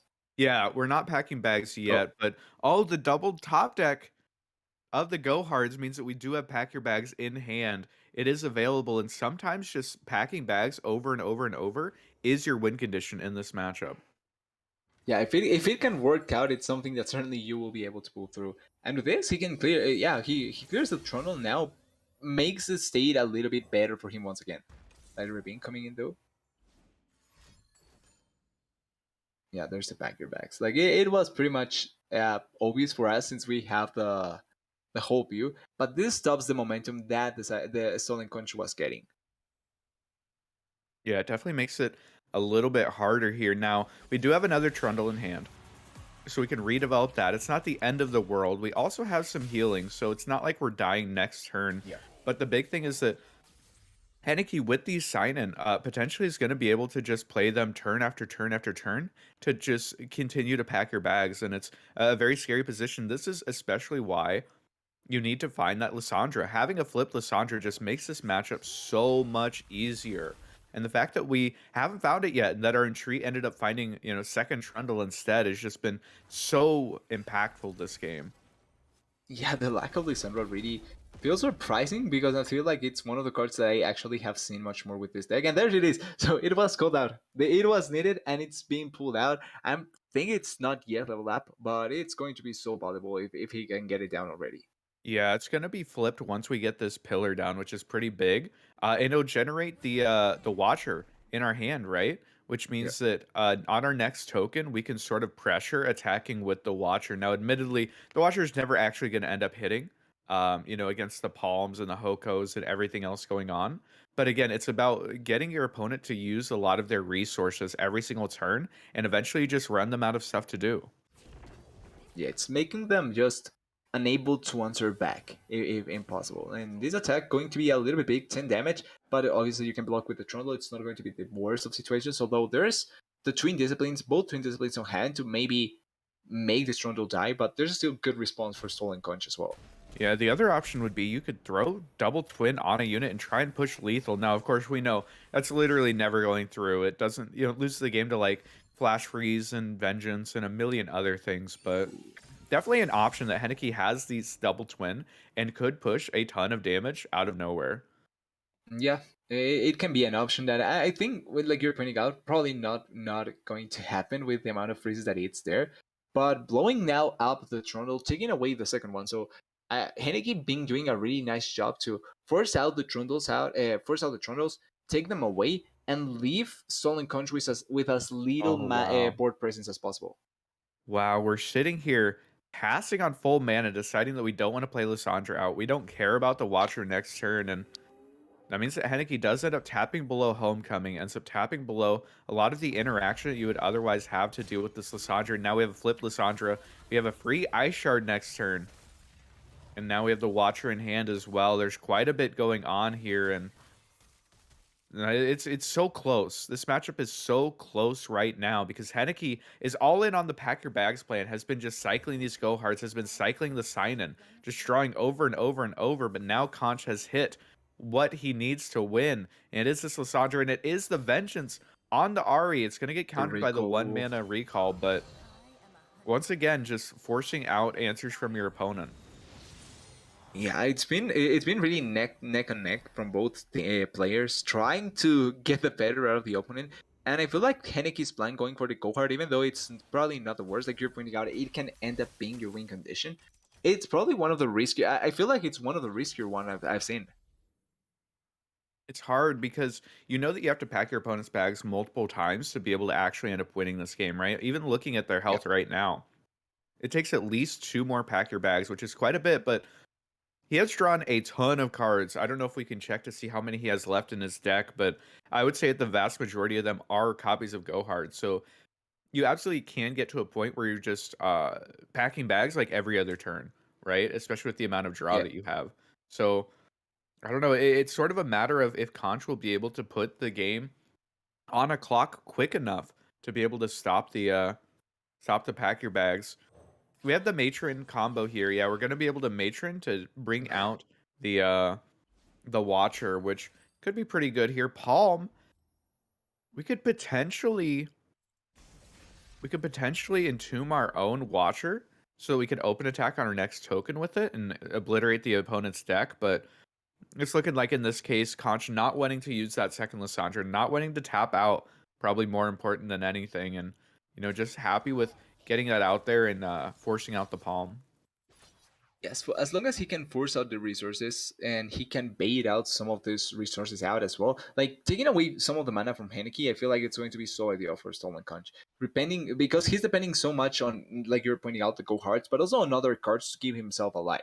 So burning as much mana as possible is going to work out so good, so well for him. This is actually huge, by the way. Conch is pressuring the sign, and this is sort of the last sign in that we have, and one of the big sources of our draw. Ideally, if we were Henneke, we want to be just cycling that over and over and just Oh, continuing to draw cards, but in this situation, Conch identifying that, making sure to just kill the big fox means that the amount of value that you're generating every single turn is quite a bit lower. And Henneke, perhaps was in a very clearly favored position. This Lissandra coming down last turn has just been so impactful and swing it the other way. And another Ice Shard next turn just continues to make this a very difficult position for you to be in. yeah, Now, and admittedly, we have a couple of Nopifies in hand, right? So Yeah. we can fight through a couple of these ice shards, but it's still it's hard. It's really hard. Yeah, I feel like it's risky, and the amount of times that we have seen the table turning for each of the players has been surprisingly high. Like I feel like each player has had a lot of good moments for them to be able to not only be in a good spot but be close to winning, and then This get turned avalanche. around. This avalanche Has to is be that so night. big because the big thing is that we need Henneke to tap out. He has the Nopifies. He has two different twin disciplines in hand, which will help him counter these flash freezes in hand. If he's trying to push lethal this turn, we need him to tap out. We need him to not be able to play every single Yeah, card. And this is the deny being hovered here. And that's the second has to be. deny being used. That might be the last one. That might give us carte blanche to just throw this entomb at the Ari and sort of stop us from dying. Yeah, it's setting up perfectly for what a stolen conch may want. Like this attack is going to probably get some damage, but it's not going to be enough. And I think stolen conch finding much and much more value for himself. Yeah, it's going to be an Still interesting splashes though. position. Do we fire off the flash freeze first? Are we going to try and bait Henneke into playing out some of these twin disciplines? What's our option here? It's such a scary position. The Ice Shard puts us down to 2 HP on its own. So, perhaps something that Henneke would just say okay to and then just try and draw to pack your bags. It's a little bit scary. The other option, of course, is that we could try and fire off some of these other cards. The Flash Freeze or the Ice Shard is free, so you might as well use it here. It is going to be, it looks like the Twin Discipline's being hovered by Henneke. Is he going to offer it up? Is he going to put it on the Ari, putting it defensively onto Oh, Droplet? So sort of letting the Ari get one extra hit in. The Whale? there's He went so for much. Whale. Yeah. Okay. So Whale means that the second person in the line, the conspirator, is going to get popped. It is going to die unless Henneke wants to put in the second twin. If he puts in the second twin Yeah, or a seems like Hoko, oh, the Nopify instead. the Nopify. Okay, that means that now he did tap low twin. So this freeze is going to stop Ari from being able to kill us this turn. But God, it's such a crazy position where we're fighting over which resources do we use first. How can we tap our opponent out? And just looking at it, Conch being able to force the deny earlier. Did he lag out? Hello? Uh, no, they have to be thinking. No, what? Oh, I mean, I guess we're not dead. Not using a freeze there is just that can't be right. Not using Yeah, a kind of freeze is so surprising. bad What? for us. We could have saved so much health. We could have stopped them from recalling their entire board. And we're just deciding that we don't care? Now we're dead to Did pack. Oh, I wonder what Quite a happened risky there. bet, yeah. Well, like we were just banking on that the freeze would come out, that we didn't expect it at all. The fact that it didn't was Yeah, that's so ridiculous. We do see the recall here from Henneke onto the Ari, healing her up and making sure that she isn't going to be dying on the next token. But this is wow, that was not how I expected that turn to go. That was not how I yeah. expected it to end. And now Conch is in a really rough position. We still have ice shards generated every single turn, but this Ari in hand is essentially protected. And perhaps more importantly, looking at the clock, we're down to 3 minutes left before overtime. Each of these players have run out of their personal time banks, which means that each of their actions are much quicker. They're not allowed to wait as long. They're not allowed to think as hard. And this just makes it that much harder, I think, for them to be making the right decisions here. Yeah, especially with how the game has turned out. Like each small decision that they take just can change the complete flow of the game, and I feel like that's extra pressure added. Apart from just the timers being much slower, much shorter. I mean, Yeah. And this is an interesting position. Conch, is he going to fire off the ice shard here? He ends up losing a blocker, and it doesn't kill anything of the opponents, but does set up this the conspirator to die to his second ice shard next turn. Interesting position. Looks like he's looking to not play it out this turn. So 2 minutes left in normal time, 5 minutes of overtime after that. After that 5 minutes is up, whoever has more time on their personal timer is the one who ends up getting the win. So just keep an eye on that on the right side. Right now, Henneke is we get behind to about that. 20 seconds. We get to that though. Like I'd be surprised if we end up getting to just a win defined by that. Well, we'll see. Ice Shard here stops lethal from being presented. I think that that's sort of what Conch is going for, is he does not want to commit any spells, if at all possible, before uh if he doesn't have to. Yeah. And we are going to see the twin disciplines. Oh, and the vengeance getting thrown out, trying to get, third deny. I don't even know if Henneke's on 3 deny. Looks like the Hoko, the homecoming, gonna be hovered here. Homecoming plus twin is lethal. It would force out uh another flash freeze, but it seems unlikely to me that we'd go that all in here from Henneke, and it's just gonna be the homecoming, Yeah. which means that we're taking a little bit more damage. We are losing the tough nexus. We're taking 3-4 damage, which is a little bit scary. Yeah, it's not. It's a situation where anything can happen for either of the players. The timer running out once again. It has to be. I feel like stolen control will take damage. Like I don't think you're going to risk anything more because of the risk of any more attack coming through. But Oh, it's still the freeze. the Okay. flash freeze used to just save 2 HP here. It's pretty valuable. It's the difference between like 2 health and 4 health. Oh, and it's gonna be the twin This used. discipline. Oh, we go And for now the that other flash freeze. that has to bring out the next flash freeze, right? It just has to. Do you if you were gonna take that before, now you're taking 5 damage, you're going down to 1? I don't think you're allowed to go down to 1. Yeah, But no, that one also is means way that you too can't risky. replay Lissandra this turn, so you don't get the Ice Shard next turn. Oh, it's such a rough position. We let it go through. We do go down to 1 HP in order to replay this Lissandra and hope that that's going to be enough. Wow. Yeah, the Lissandra. It's a tough bet, right? Because it's the Lissandra bet into if you want to put the Lissandra down or if you want to survive a little bit longer. But realistically, we don't know if this Lissandra can make it so that he can survive a little bit longer or not. It definitely helps out, but oh, that's just so huge. We're basically paying like 4 health, 3 health, to say that we get this Ice Shard. We paid Yeah. 3 health for this Ice Shard, and it's just gonna get nopified. Or maybe Homecoming. Oh, wait, Homecoming. the Homecoming shows lethal because we lose our Nexus. We lose our tough Nexus, and we die to the Ice Shard. We have to entomb here, which is gonna pull out the Oh second no. Homecoming into another entomb. Hineki's putting himself into such a good spot right now against Stolen Conch. Oh, And another one. Oh, showing the lethal here. What a clever lethal, but it is going to be the second entomb.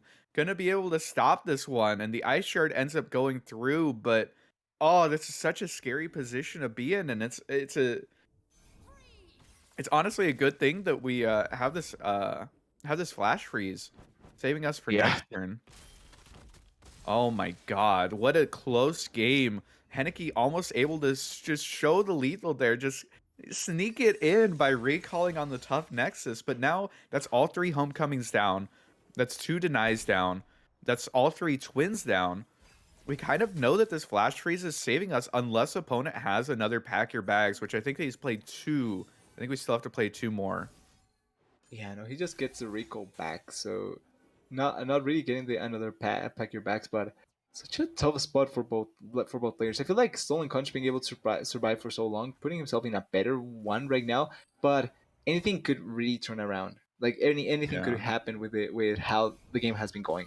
And both of these players are just completely out of cards in hand. It's just the Watcher plus a Sentry versus a Nopify and a Recall. Just down to their last cards, 1 HP. We get the Ice Shard here. And a couple more Sentries means that we can draw cards if we want to, but it's scary. We're worried about Henneke being able to pack our bags and win the game instantly. And we are going to see the Recall. Ari Charm used there to draw a card. Oh, Oh, and there's the pack your yeah, bags, that's it. finding the lethal. Oh wow, wow! What an What a incredibly game! close game. Holy shit! Down to the last moment, and Henneke able to pull it out, able to take the incredibly unfavored matchup, go the distance. They went all the way down to their last cards, their last health, and able to pick that up with the second pack your bags. That was such Yeah. an insane game. By the way, that was our first match. That was the Yeah, first one. that was We still have 2 left. Henneke will be able to continue going running the gauntlet against Wombats, but such a close game. Like the reality is that Stolen Conch could have won that. He was trying to pilot it as well as he could with the resources that he had, and I feel like one of the most important turning points was getting rid of that Trundle. Like that Trundle getting completely destroyed, the second one I mean, really allowed for attacks to be stopped, and even though you do get the Lissandra to get the tough in the Nexus, it doesn't really allow for you to go on the offensive, which I feel was something that for Stolen Conch was lacking for quite a lot of that of the remaining of the game. Yeah, losing the second trundle meant that you couldn't be pressuring your opponent. You couldn't be putting a clock on that game. And, Henneke, given the option to draw 30 cards, ends up drawing 30 Yeah. cards and getting there at the end. Wow, that was such an insane game. And like you had said, just game number one, that was. we either we get better games or we get a shutout. But that's it. I don't want a middle ground. Like we're going to get a better games and hopefully a 5 game series. But with that, that was the first one. We have a quick break before the next match, so don't go anywhere. Stay because if it's like those, it's going to be great. Yeah. Ooh.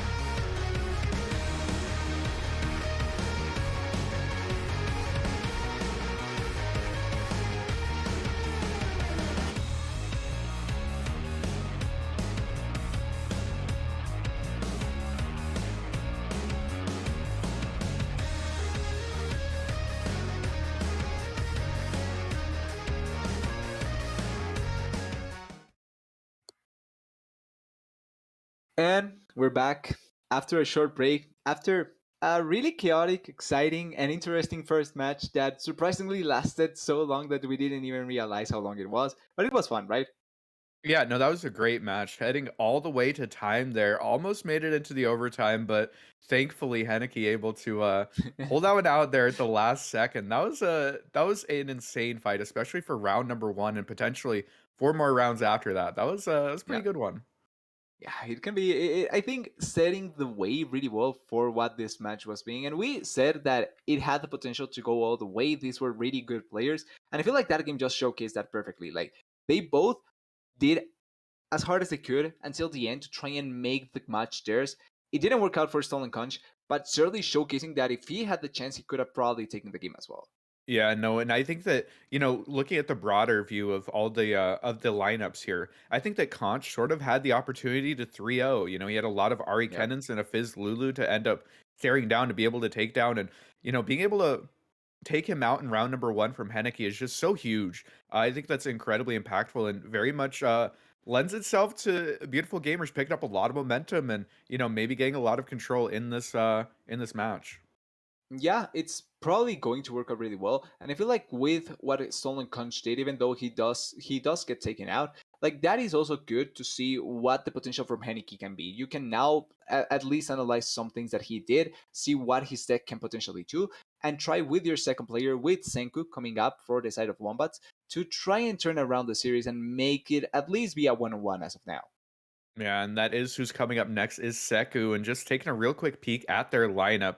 Ken and Ari SI, Misfortune Gangplank, this is the Noxus Pirates, Yeah. and then Spider Aggro. So quite a bit of Spider, or quite a bit of aggro here, a lot of burn, and definitely trying to take advantage of decks like Pantheon, decks like Ari Kennen, and decks like TF Nami. TF Nami has a little bit of trouble into aggro, and with Henneke bringing TF Nami and Ari Kennen, this feels like just the easiest ban of the live for Seku, and just a couple of pretty good matchups overall.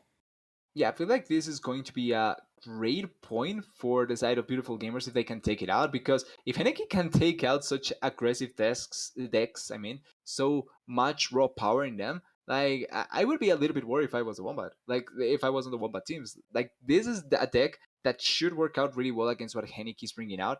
And if you can stop him, maybe it's just Henneke being on a streak that you will now have to be worried about. Yeah, I mean, if Henneke ends up taking down two different people that were probably favored into him, then suddenly I think you're shaken a little bit. Yeah, Now, admittedly, this is what happened last week, right? Malaysia ended up true, 3-0ing it, but I don't true. think you want that to have to be the case, right? Yeah, I don't think as a player you never really want to have to run the gauntlet two times in a row. Like it just doesn't sound that fun. You will end up getting burned out. So ideally for Minasia, I don't think he wants that. But for the side of Beautiful Gamers, they certainly want to force out the match point or at least the match game against Minasia as soon as they can. Probably a little bit Yeah. quicker than how it was with Conch, but certainly force it out as soon as they can because it's also like even if Henneke fails, like what am I such a good player that if Minesha ends up going against what am I, even if he beats Henneke, it's going to be such an uphill battle. Yeah. In looking at these again, I think it's a really interesting decision here from Henneke. Because Henneke has 2 decks, TF Nami and Ari Kennen, that are pretty okay with playing into Ari Kennen, right? But Yeah. Sivir Akshan does not feel great about it.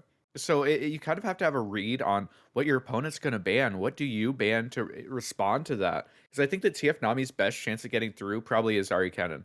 And then like maybe spiders after that.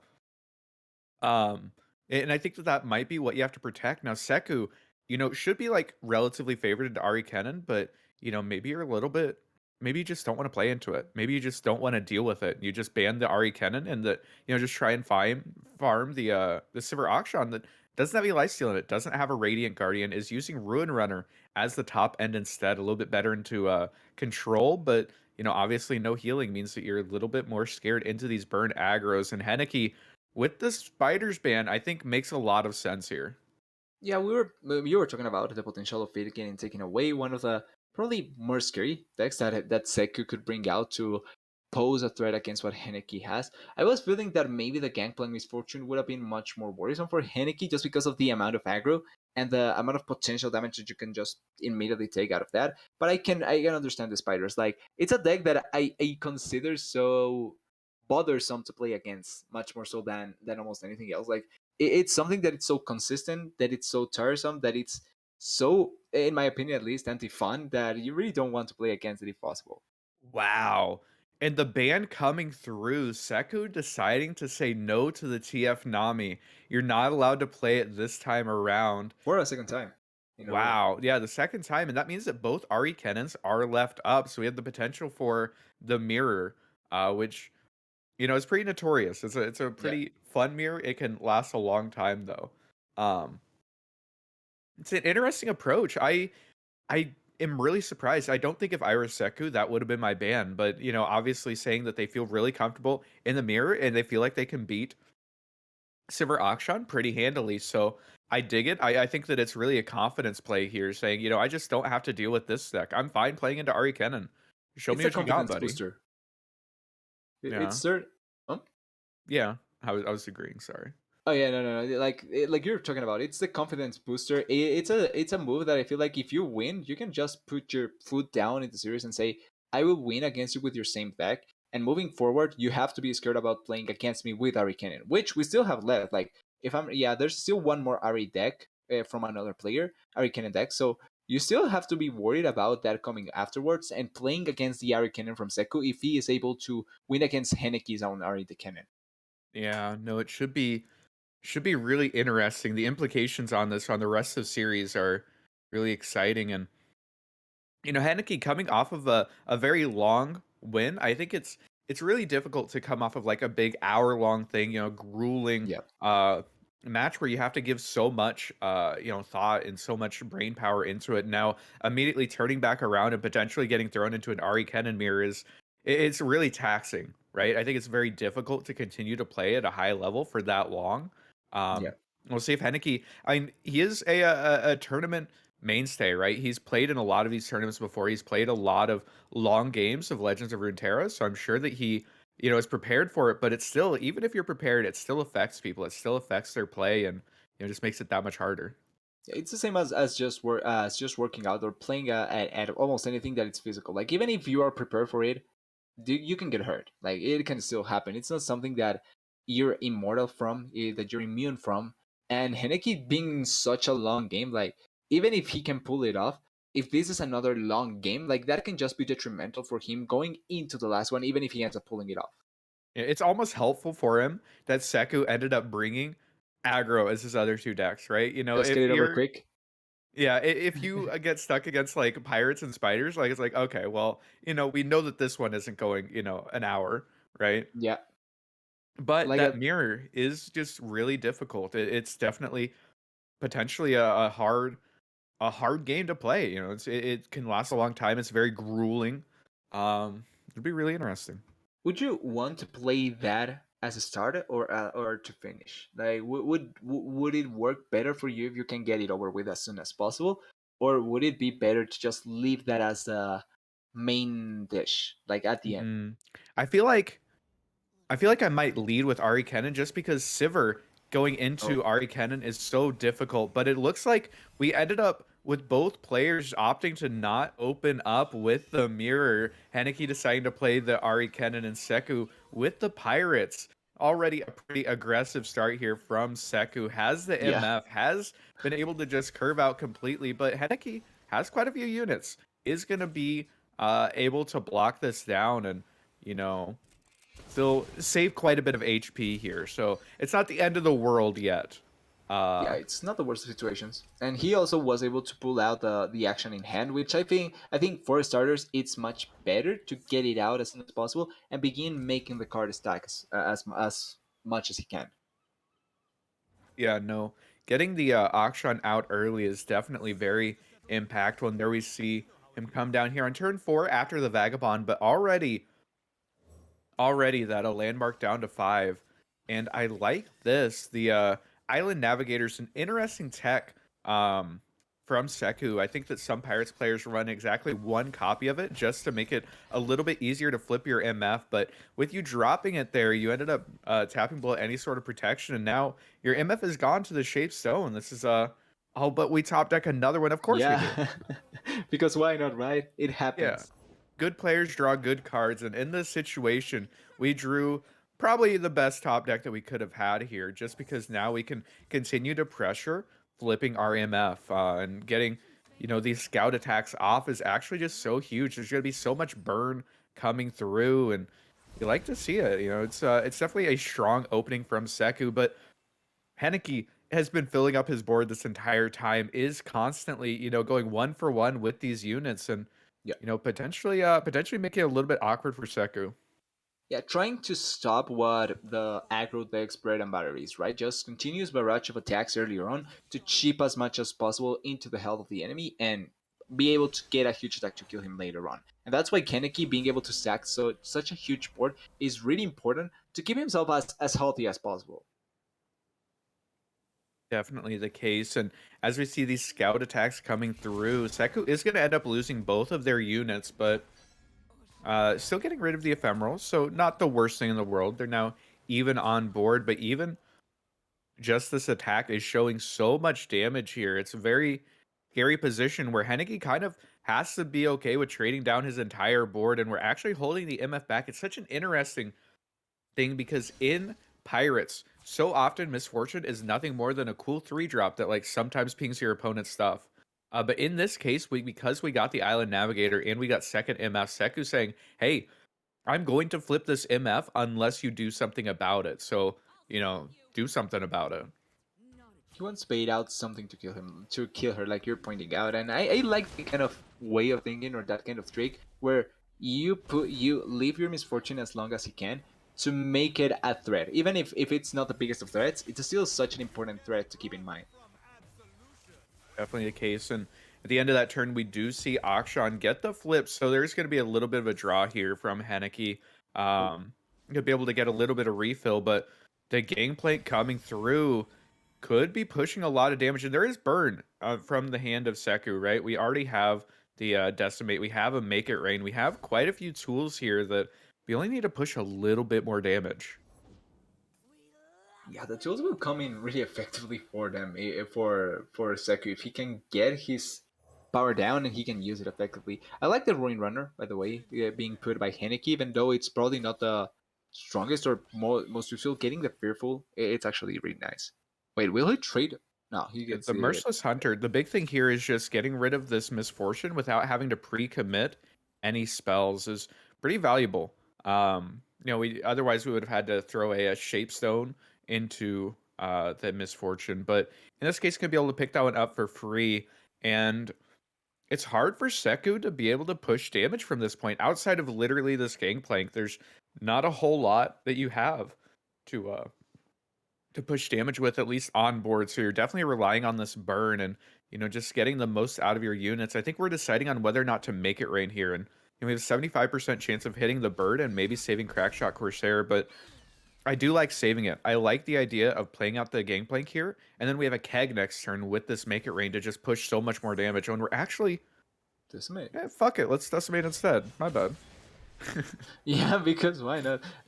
Putting pressure on the Nexus, I can get behind the raw damage idea, I think but I think that the setup just being there would have been much more useful for Seku. I think the big thing is probably just making sure that they aren't able to get rid of your keg, right? That's Yeah. probably it. You probably want the mana to be able to pop it if they try to like single it. But the Rune Runner coming down means that you do have a big person to end up trading with this Gangplank, and we're actually not blocking full damage here. We're going to take one extra damage that we otherwise don't have to, which is putting us down to 4. Scary position to be in. We'll see if It's, Henneke wants to commit any spells because we are taking a fair bit he of damage. does. There's not a ton of burn from the side of Seku, but top decks can get you there. Yeah, I don't think he does, but this is a super risky position from Henneke, especially because he still has not yet pulled out the Sivir. So a lot of your power, a lot of what you bet on with this deck is obviously pulling out the Sivir Warlord's potential and being able to get the value of that. But he does go for the spell to try and keep his life as high as possible. Yeah, going to be able to save 1 health there. So going down to 5, that means that we're not dying to another decimate, which is Yeah. pretty significant. Um, but also with this rally, Seku has lost board. Seku no longer has anything going on here other than just hoping that we can top deck fervor. Um, is not this is a pretty rough position, especially if we do see the rally come through, because the rally Which it does. represents 9 damage right now, and the open attack also. Oh, to make it rain. Oh, and it kills the action. Okay, that is important to happen. It's still 6 damage, but really nice decision by Seku, even though he does get the damage down. Like, you kill the action. I feel like that's such an important win. Yeah, no, being able to take out Akshan there is just so valuable. But we see Oh, the Absolver committed, and that's going to be lethal shown here, and no response from Seku means that Henneke oh. able to pick up the quick win on the Yeah. Sivir Akshan. It was going to be a scary one to be able to get through. We don't have a lifesteal. It doesn't have a good matchup against Ari Kennen, but able to find the Pirate matchup and able to just get control of the board and maintain health long enough to be able to take it down. Yeah, in a really nice manner. I really like how he set up everything. Like, I was worrying about the Sivir, but this is something that we talked about in the previous match, right? Like, how you play around really well without some cards when you're not able to pull them out. And the Sivir not being there really didn't matter that much for Kaneki playing around it really well and being able to obtain that victory in such a well done manner. Now we have the Ari Kennen against the Pirates once again. And potentially setting up, I wanted to mention this for a mirror in the last game to define the match, to define this match if it goes to a 3 game, so a third game. So it should be fun. It would be pretty exciting here. Now, one important thing about this Ariken and Go Hard version is that you do have the access to Go Hard, which gives you a little bit of healing and a little bit of interaction with your opponent's board that oftentimes you otherwise wouldn't have.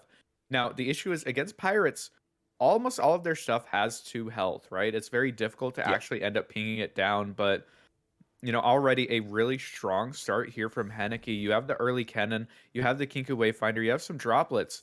If you're able to, flip an early cannon, it's actually so valuable to be able to just start clearing out your opponent's board and catch up. Yeah, it's a really good ways to start for Henneke, and the value that you will get from Kennen, if he can start getting that value early on, it's going to be so good for him. Definitely. It'd be interesting here to see if we see the trade on the cannon or not. I think Yeah.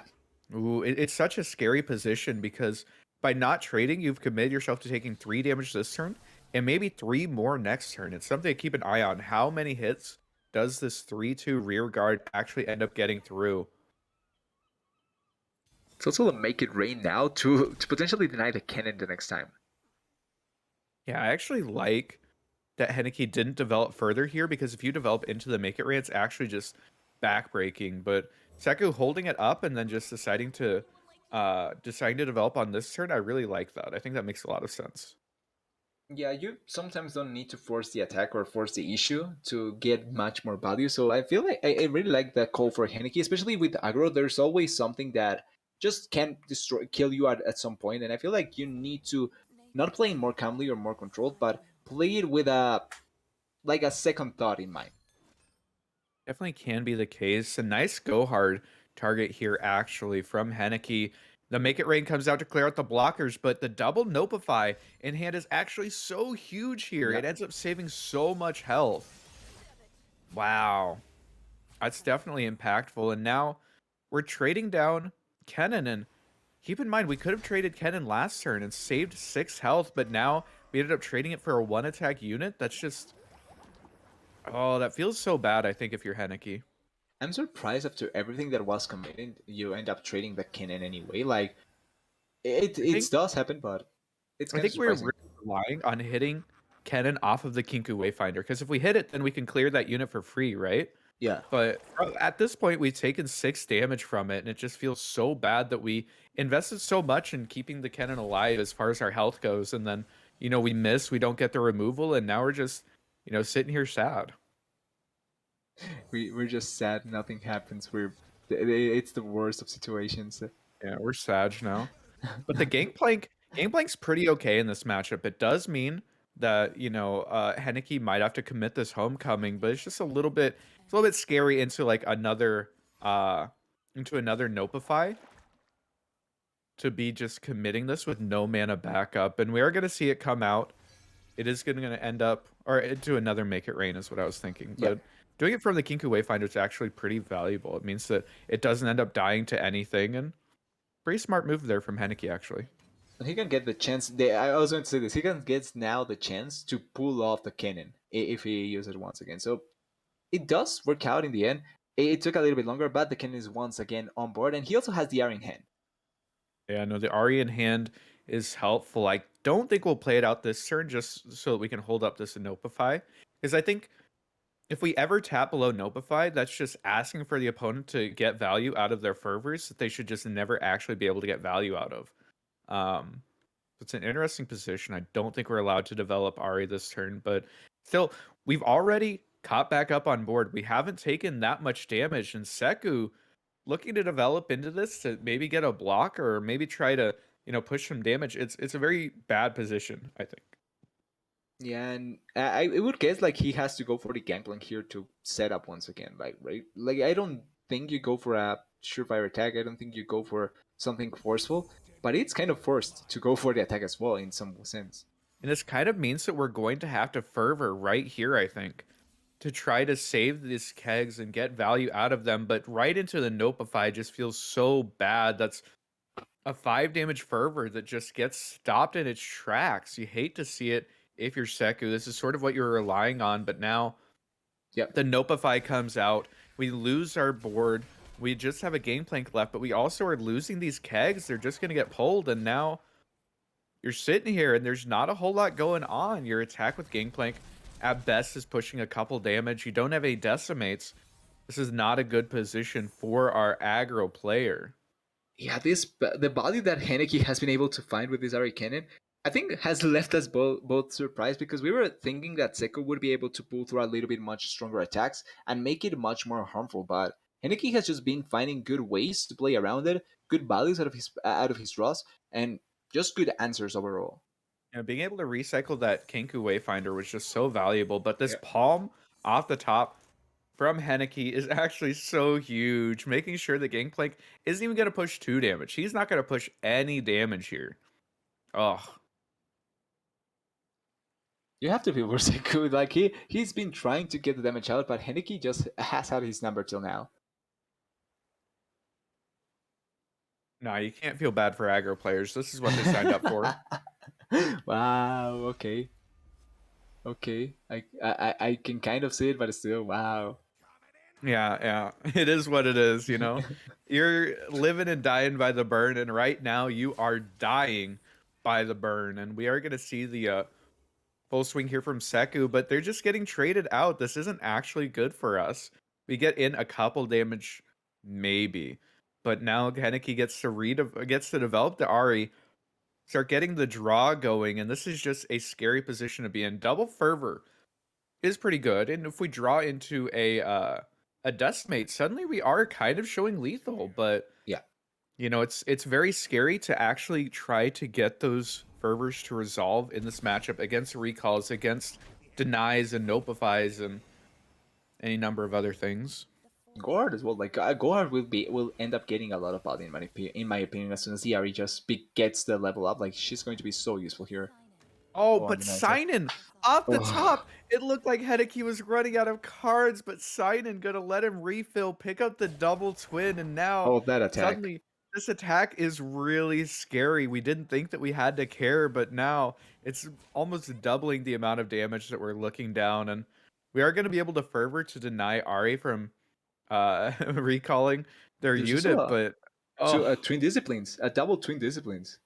Can it threaten lethal here? let's see, 6, 9, 12. We're looking at going down to 1 right here. Ooh, if we pre-commit the fervor, we look to go down to 1. If we don't commit a second block, we're dying to double twin. Yeah. Oh, this is such a rough position to be in. How greedy can we be? Will God, an that aggro signing player be was so really good. greedy though? Like, will he?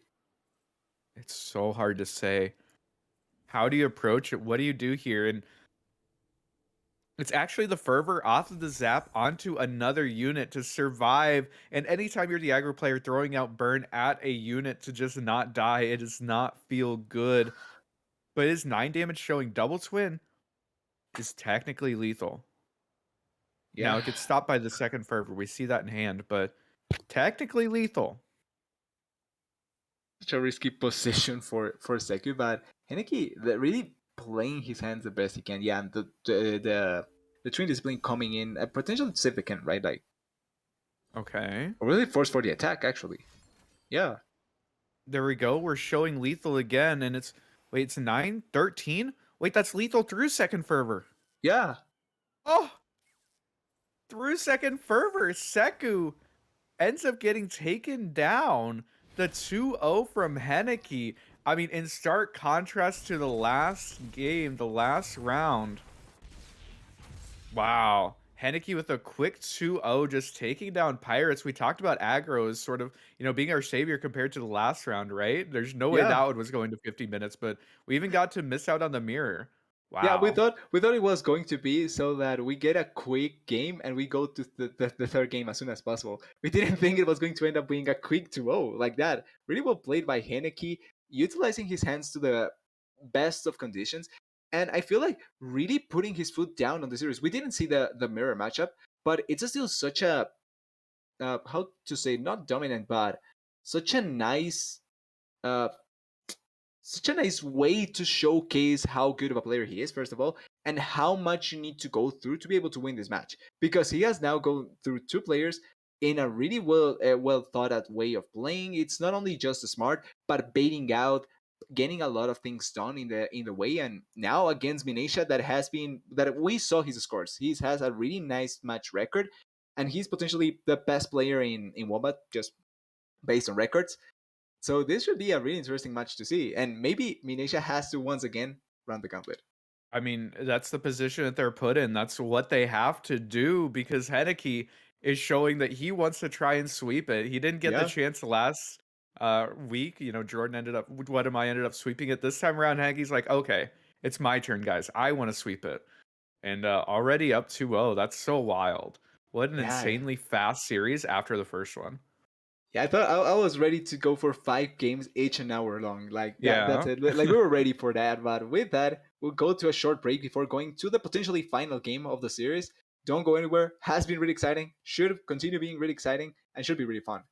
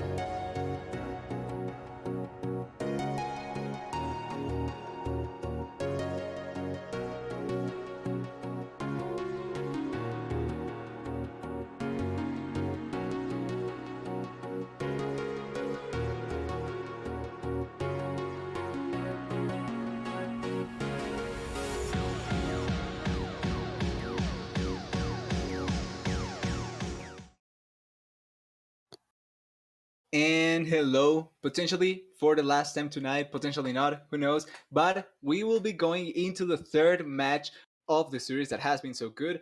We will have once again, I don't know why I blank on his name. See, yeah, Heneki against Minesha. We know the man on top, but the man on the bottom, Minesha, or sorry, I'm bad with those things. It's not my first thing, but them, Minesha, being coming in on the bottom with three decks that we have seen one, but the other two are something that it's not common. So this should be really fun to see. It's Fizz Lulu and Zoe Lizin, or well, Yeah, I common. think that a lot of people, when looking at strong lineups right now, I think Ari Kennen is getting slotted into just about everything, but Lee Yep. Zoe is just incredibly strong uh into aggro. It's very strong into other control decks, and is able to just combo out a lot of different victories. So I think this is a very strong core to the lineup here. And then Fizz Lulu, of course, a pretty common deck nowadays with Yordle Arms. It beats Pantheon really hard, but it loses to a lot of control decks. But that said, look at the side of Henneke. Not a whole lot of control to be worried about. So Manasia's lineup, I think, pretty strong here. Yeah, if I'm Minesha, the Zoe Lizin, my the one that I worry about the most potentially is the Lucian Nami. We haven't seen it, but I feel like the Lucian Nami would be the one that you probably don't want to face as the Zoe Lucian, in my opinion. The Zoe Lee. Yeah, no, TF Nami is pretty scary here, but it's going to be the Ari Kennen ban. I We think don't get one thing about mirrors. yeah, one thing about Lisa and Zoe is that it's very good into just about everything except Ari Kennen. It can't win that matchup. Um, it's bad into TF Nami though. TF Nami is very scary for Zoe Lee to deal with because you don't have any interaction for the TF. But Fizzlulu should be favored into TF Nami, and Fizzlulu should be favored into Ari or into Rakshan as well. So definitely definitely an interesting matchup here. There's a lot of play on both sides here, a lot of interesting, potential matchups, and it would be interesting to see which one they decide to queue first since they both, gentlemen's agreement to just ban the Ari cannons there. Yeah, we don't want mirrors. We don't want to play this dumb meta deck that everyone knows how to use and it's so strong. We just want to have fun, right? Like that's the idea, right? Yeah. Potentially. But with that, I really think that finally watching Hanaki be able to play the Lucian Nami, the TF Nami, which we haven't had the chance. It was banned in the previous two matches.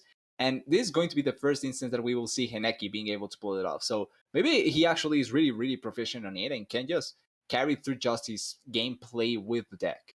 Yeah.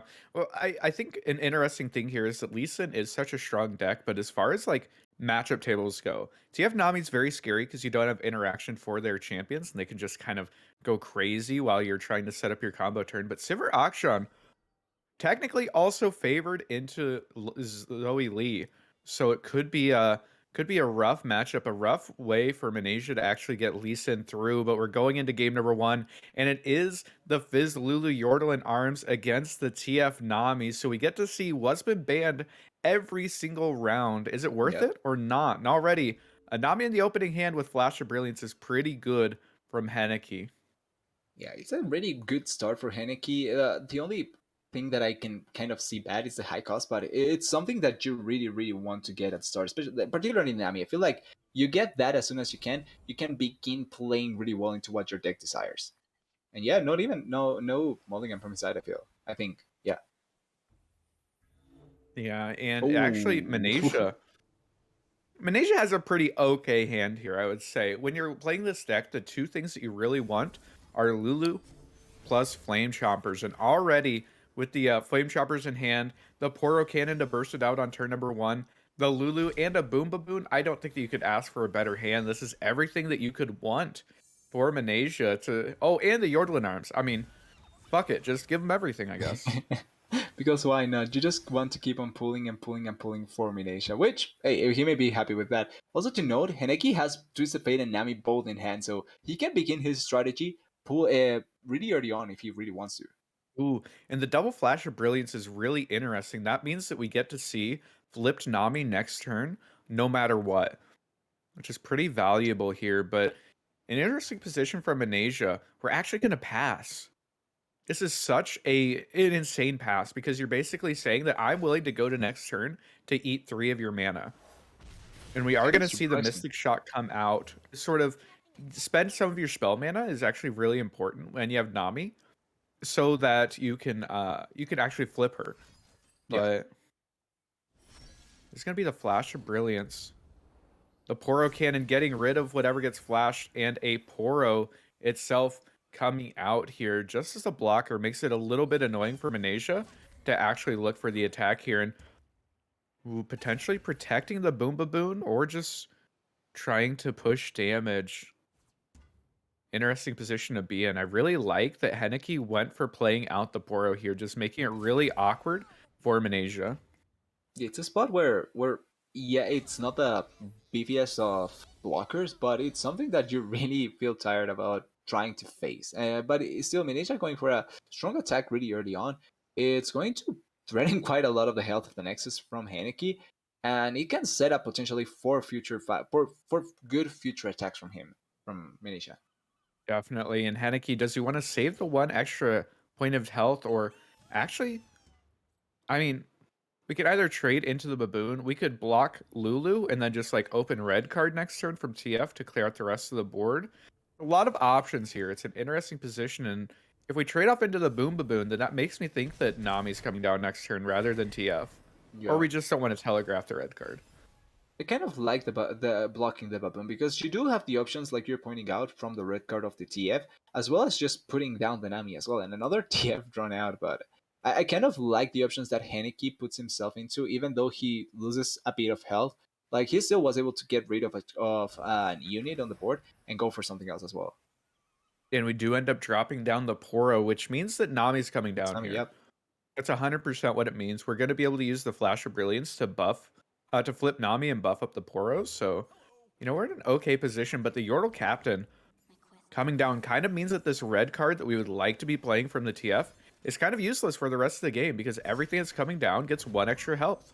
So the red card just does not accomplish you anything, and the Captain just so valuable. This is a matchup that's a little bit scary for TF Nami to play, but just with how aggressive of an opening Manesia has had, you have to feel like they're favored here. Yeah, I feel and utilizing really well that aggressiveness Judgment. to bait out. Oh, Judgment? Monk S? that is a new one actually. I don't think the last Nami illusion that we had that. No, so we got it from we flashed a Brilliance and hit Hextech Okay. Anomaly, which Hextech Anomaly changes every single turn what spell it is. It's just a random spell. Now, Judgment, I don't But think actually ends up doing anything for us because I think that it procs before Nami gets the buff off. So you can't like buff the Poro to kill the entire board. And like by next turn, it's going to end up changing to something else. But it's funny to see. It's okay, very okay. funny to see. I would have liked if he actually can get a lot of value out of that, because if you're able to actually get the value with the Poro and the Judgment, like that pretty much stumps on, or stuns Minisha's plan. Oh, and we're passing. We're holding up the mana for it. Judgment Monka S. So the Okay. 5 head play. Ooh, the scrap heap. I'm really liking this tech out of Fizz Lulu. It's something that's come up recently, but it lets you generate a Mecha Yordle. And it gives you just like kind of an extra copy of Poro Cannon to like get your chompers out. So we are going to be able to choose one here, and all of these are honestly incredibly good options. We could play them out this turn. They apply a lot of pressure, especially since they're getting buffed from the Yordle Captain. And I think I'm going with the Bouncer and Bolt, which lets you challenge the Nami. You like to see it. Yeah, I like the Bouncer and Bolt for the challenge specifically because it opens up the opportunity, like you're pointing out, to kill a Nami. And Nami is going to be one of the bothersome Judgment parts about this. Oh, Judgment actually kills 4 things here. Are we gonna see it? it has to come Judgment? through, yeah. Yo, let's go! The value coming through, it comes in as kind of a random card, but it ends up finding a lot of value actually. Yeah, the TF Nami generating Judgment. They still take 8 damage, okay? So they're still down to 4. There's a burn Yeah. spell in hand. It's a very scary position, but it's funny. Like, if that attack went through, the game was basically over, and the Judgment just, it's a funny Prolonging little, it. pull there. Yeah.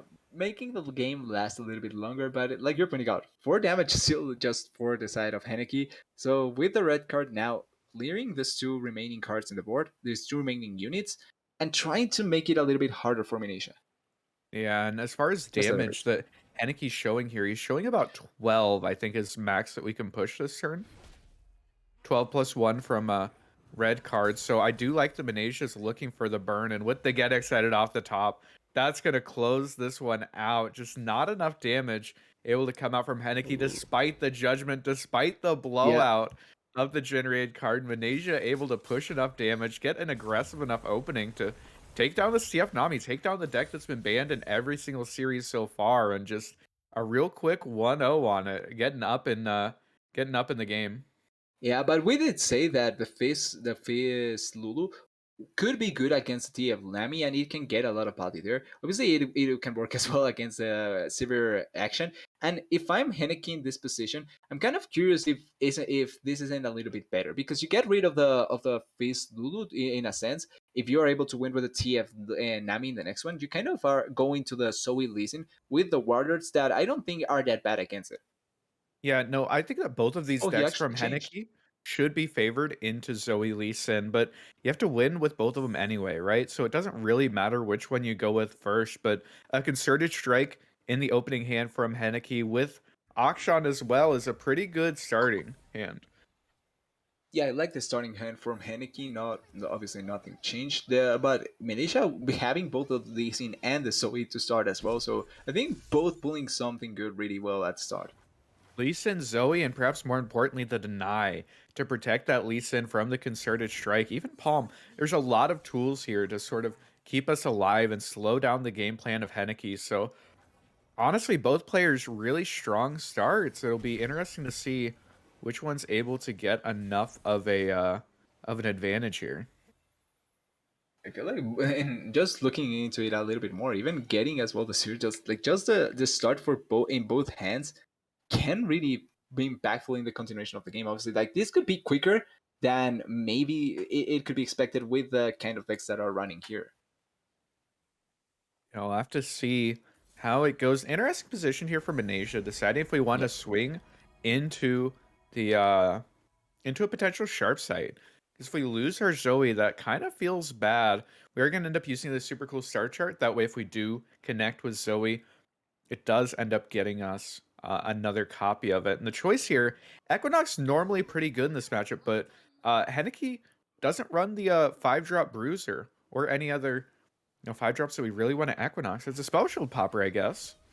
But I do like that we went with the Charger. Charger is historically incredibly good into Demacia decks just because it blocks so incredibly well.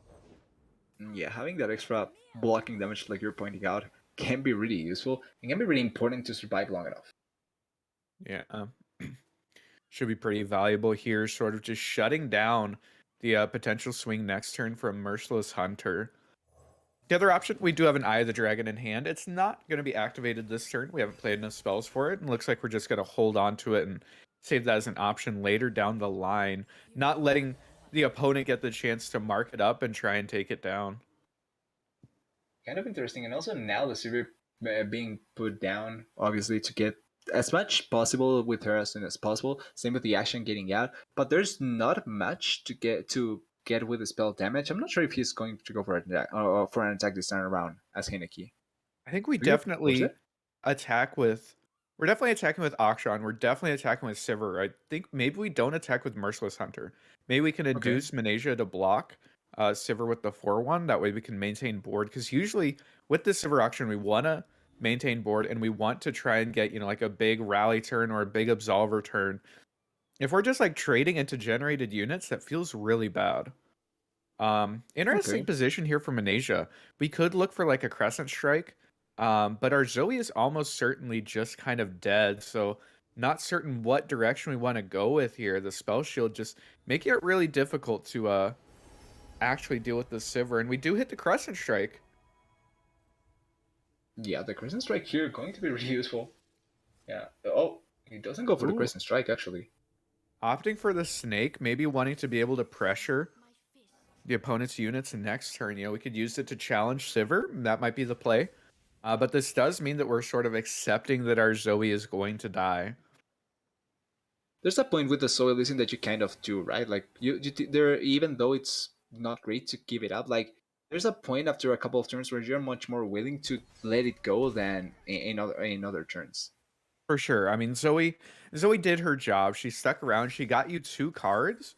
She got you some spells for the Lee Sin flip and forced your opponent into using removal on her. I don't think you could ask for anything else from her. She did her job. Yeah, she's one of the best disposable cards potentially if you play around her well. Oh, Sonic Wave Ooh. is such a huge draw actually. That allows you to pressure this Sivir. We'll see if Anasia wants to drop it this turn, but that's such a great draw to really slow down the the assault here from Henneke. He actually getting the potential to go for it, and as well with this attack to even heal himself a little bit, and he's going for the. There we go. We go for the Sivir. We pull her in, and there are a couple answers out here from Henneke. You can single from any unit into the Ephemeral, and that will save her. You could buff and try and fight this game, which into Twin Disciplines is pretty scary. The other option would be to Concerted, but looks like we are going for the buff. We tap low Concerted, so we're kind of priced into having to single here if our opponent decides to commit a spell. And I think we just see the Twin. Twin heals us to full, and then also pressures out another answer from Henneke. I'd like to see it. Yeah, like killing the Sivir and getting the extra health back would be the most ideal, and it's not like you need to get the twin disciplines consistently. Okay, and it looks like we are going to opt for the Pale instead. That does mean that Henneke doesn't have to use a single combat. Can just buff its way out of there, saving the Sivir. And perhaps more importantly, getting 9 damage progression on the Sivir is actually incredibly valuable. You know, getting really accelerating that level up condition that makes it so hard for Lee Sin to deal with her. But another Sonic Wave did end up getting drawn by Manasia, so we can pressure her again next turn. But with the flipped Akshan, with this full board, it's a little bit scary. Henneke's in a commanding position at the moment, and we can't drop Lee Sin this turn into a Concerted Strike. We have to wait until we have like a Deny available.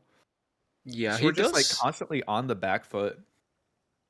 Like it could be a risky bet, but it's something that you can also, with as Minisha, take the bet and throw out the listen, just in case you think that there's no chance that he can get killed. Like that's a bet he could take. I'm not sure if it's the best bet, but it's something that we may end up seeing.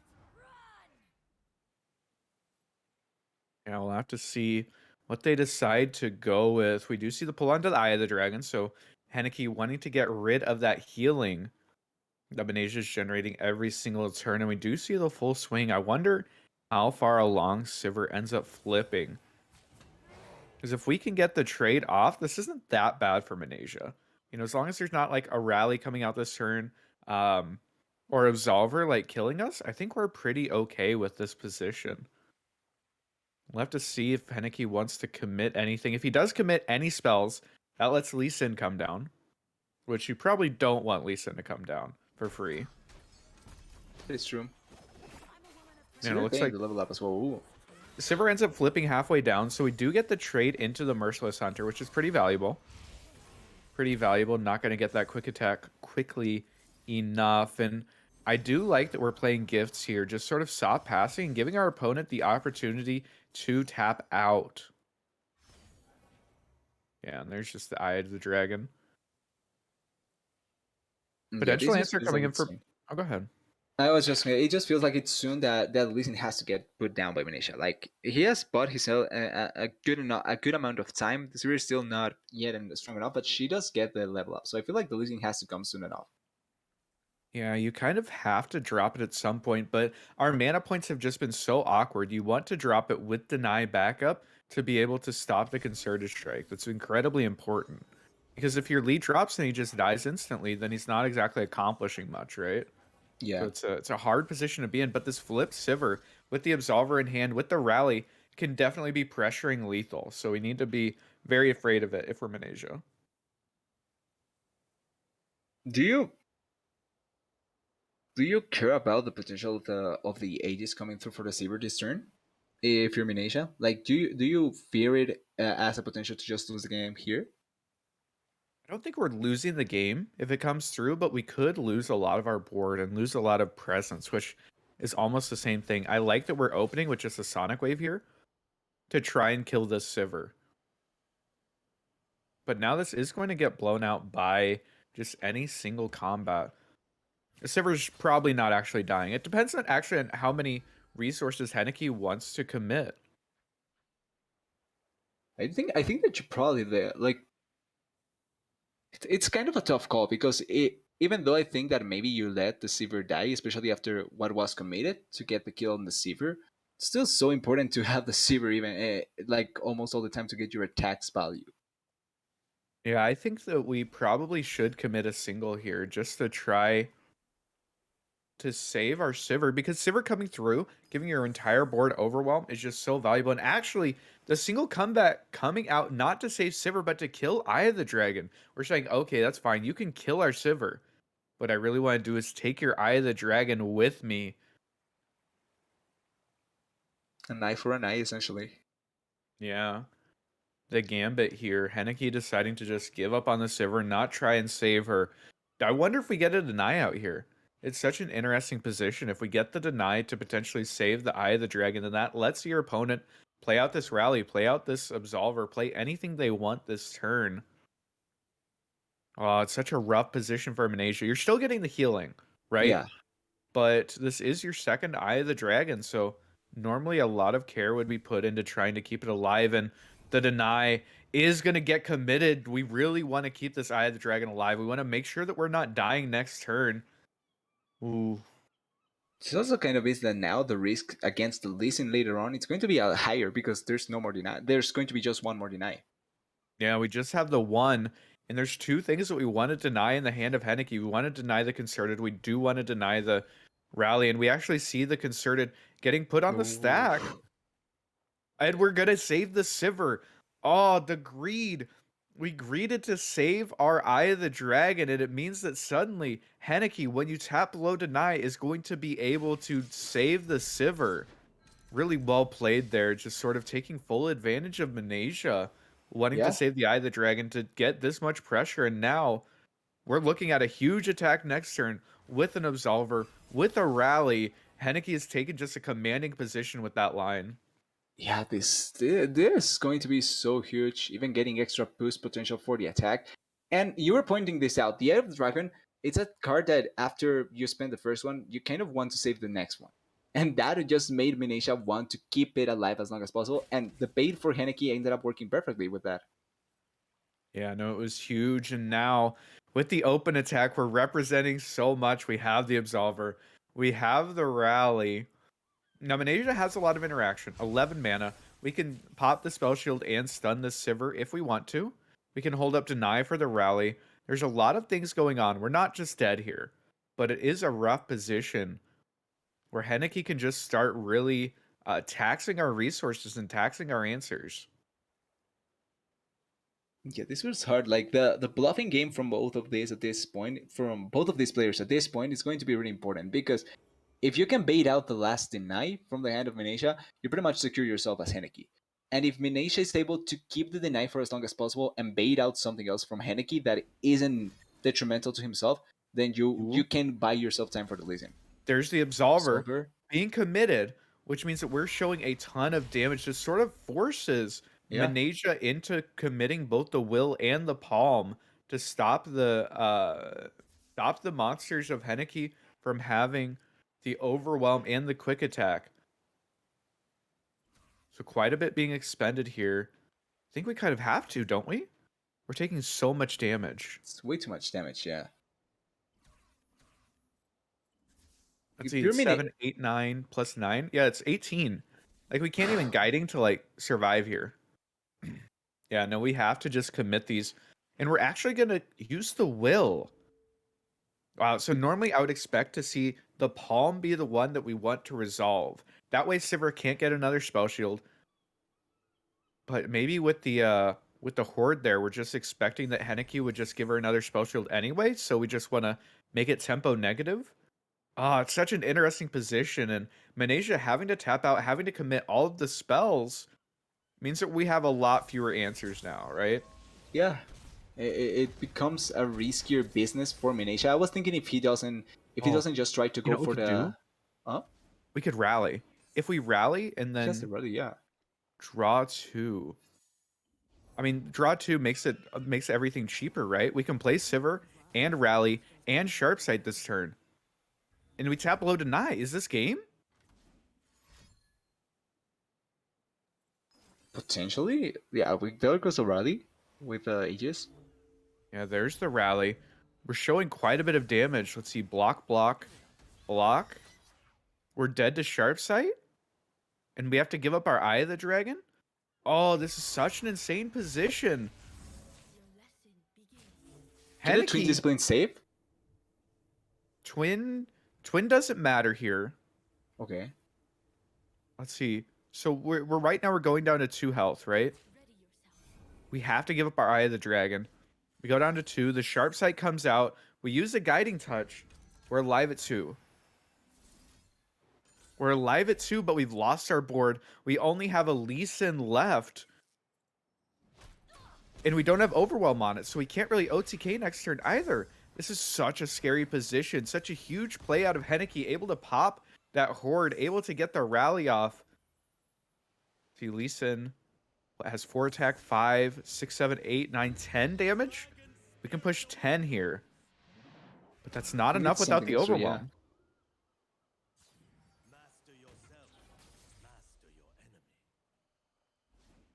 If we pale, go up to 5 attack and hit Zenith Blade off the top. That's 12 damage. That's not enough. But the Concerted Strike. Yeah. Oh. What are we even able to do as Manesia? The top deck Concerted Strike is just so valuable here. And even if we're going to get this kick off. Oh. It's such a rough position. How as Minesia can you turn it around? You're in such a tough spot. The listen is yet not enough. Just feels so hard to pull off. It's so hard. Just Henneke able to completely tempo out this matchup and do such a good job of maintaining board control. And now, you with the Ruin Runner, another spell shield coming down. The Bright The Steel as bright steel. well. Insult to injury. We're gonna pop the deep med, but I don't think that there's any outs here. Henneke able to take this one back and tie up this series. Going into game number 3, Manesia had a really quick game number 1. Game number 2, Henneke able to pull it back, and now for the marbles to see if Wombat's Prime can stick around, can continue on into the next round of the playoffs, still have their playoff lives available to them. We're gonna see the final matchup. It is Manesia's Yeah. Lee Sin Zoe against Henneke's TF Nami. Wow. In such a way, I really liked how Henneke played that. Like, it wasn't super forced. It wasn't in a really controlled manner either. It was just taking the correct steps to make your board as strong as possible. Not really, and we talked about how he protected the Sivir sometimes, but it ended up being the right and smart way of going, because the way that he saved the Sivir not only forced so much resources from the side of Manesia, but it made it so that in those last attacks, the Sivir really found so much value. Yeah, no, it was huge. That play where he's able to bait out the deny and then save the Sivir with the concerted was just so valuable. It was a massive swinging point. And now Lee Sin against TF Nami. This is a very TF Nami favored matchup. If TF Nami finds their champions, sometimes they can stick a TF, sometimes they stick a Nami. Either way, their flip champions are basically winning the game for them. So it's a very rough position. Manesia has their work cut out for them as we get into the game here. Oof. And he Yeah, has an take Nami a in hand. second. Oh, Oh, Nami plus Flash of Brilliance yeah. plus pick a card. If we find TF, that's like a flip TF instantly. Okay, not yet. At least for Malaysia, not yet TF. And I do like the pick a card being used here. We're just spending some mana. That way we can continue to get towards our Nami level. And if we find TF, oh, there's TF. I think that he can pull it out right now. Yeah, he can pull it out right now. We definitely play it out right now. The question is, do we want a blue card? Do doing a gold card and try and protect it. It's a rough position to be in. I feel like you I you yellow card. Try and protect this Twisted Fate. Potentially. Gold card definitely saves you from like Sonic Wave, but at the same time, just blue card to draw a card because right now you just want to keep filling up your hand and keep having options. You aren't really flipping this TF, right? So if they kill it, it's not that big a deal. Yeah, I can kind of say that. I like the gold guard to protect, but certainly there's better chances to make use of protecting and or just the blue card that you're pointing out to fill out the hand.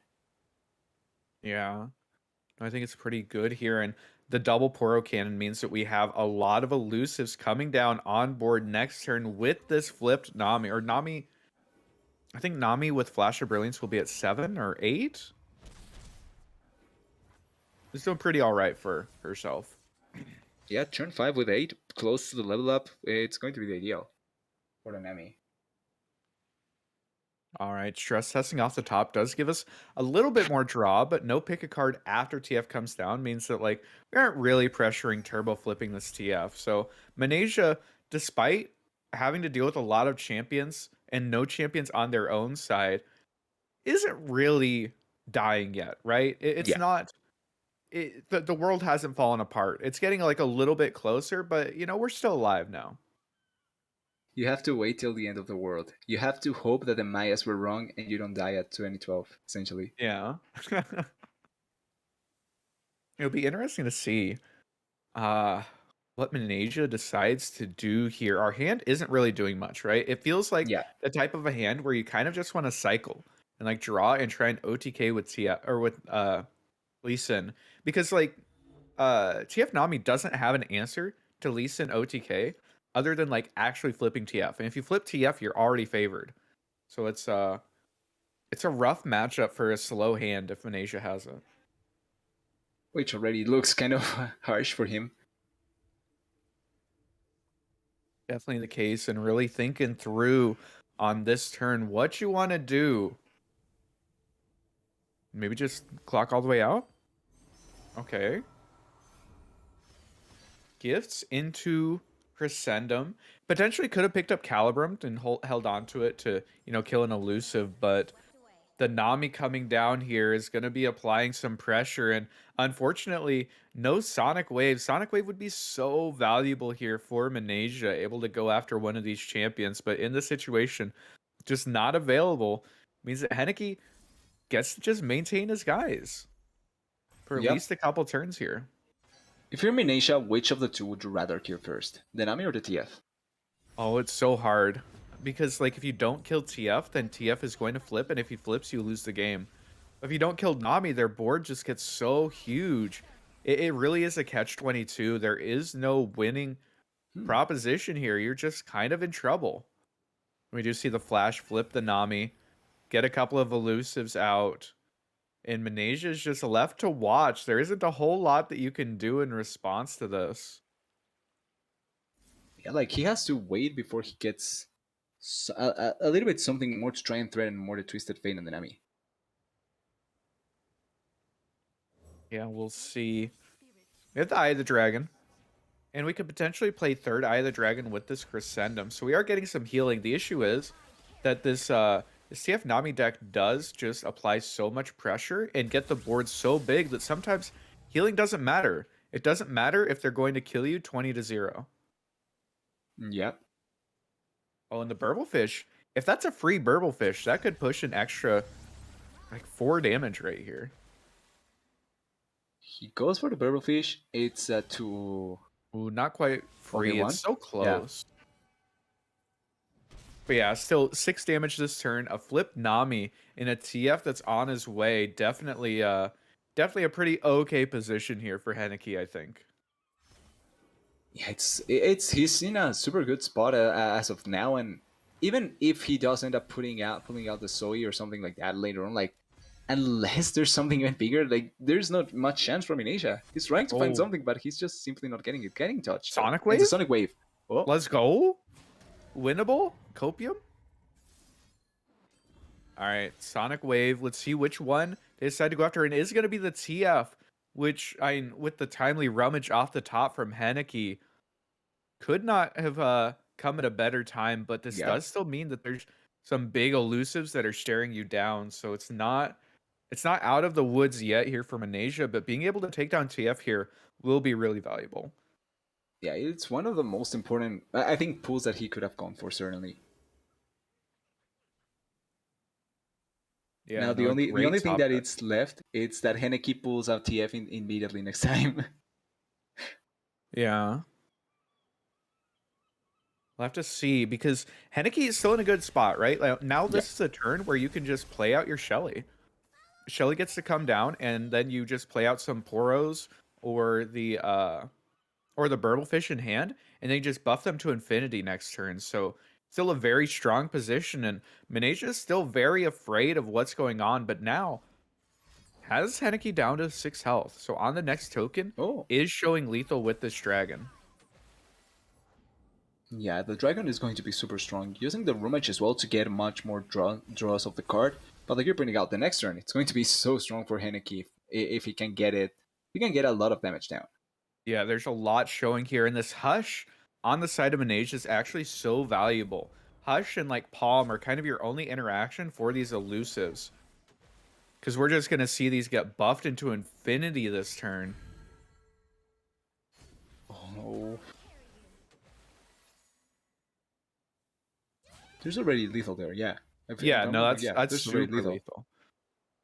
That's lethal through any healing. So basically making Manasia have Palm or Hush here. The Hush is pretty significant because Hush means that we're only taking like 16 damage, and any additional Nami buffs aren't going to be going on to units that are hitting, right? Because we Hush something, it goes Yeah. back down to 1 attack. It's just going to eat Nami buffs forever. But still a rough position. The Hush there, and we get to throw a lifesteal in front of it, so we're potentially fine. See if So it's as enough. Henneke, do you go for something in hand as well or not? Would you rather just take the damage here? Oh, it's so rough because Manasia is showing lethal on open with this dragon. So we kind of have to play our 2 spells here, get the Shelly buff, and with the sequencing, we do get the extra damage. Yeah. 11 plus 10. I think this keeps us alive at 1? I think this keeps us alive at 1 because the lifesteal, we could even twin to be like slightly more alive. I think we have to twin for Yeah, extra he's going for the lifesteal. twin, it Just so that seems. we're not losing to burn. The get excited from Henneke's hand. God, this Hush was so massive. Yeah. Ooh. I don't think anything else was getting there. The palm wouldn't have been as good, and now the extra lifesteal. Wish we could check the eyes. So it's just 6 hen. I think we're down at 4 HP. I think we're at 4, which means that like double burn is the worry. We are going to commit the pale as well, just to make sure that we aren't dying. Oh, and the And guiding another touch getting off the touch, top. yeah. Oh, keeping us from losing to a double burn hand is actually just so valuable. That was an insane turn from Henneke, and somehow not able to find the lethal. Manasia had all the answers, and the twin off the top means that we're showing a lot of damage here. Is it going to be enough, though? Oh, but the Mystic. Yeah, the But Mystic Shot comes in. Lee Sin off the top, showing a lot of damage with the kick. In an unfavored matchup, is it going to be enough? Is Manasia going to be able to claw it back and start the reverse sweep? We have to be careful to not commit this twin. We kind of have to guiding face right now. Oh, it's such a hard decision to make, but we have to guiding face right now, or just not pull. If we twin, we lose the game. But if we don't twin, then we might not have lethal, And we lose the game. and we lose the game. Yeah. It's a decision. Do you play around the double burn, or do you play around opponent just being able to buff his stuff into infinity? Think you have to And play around the buff, yeah. oh, oh no!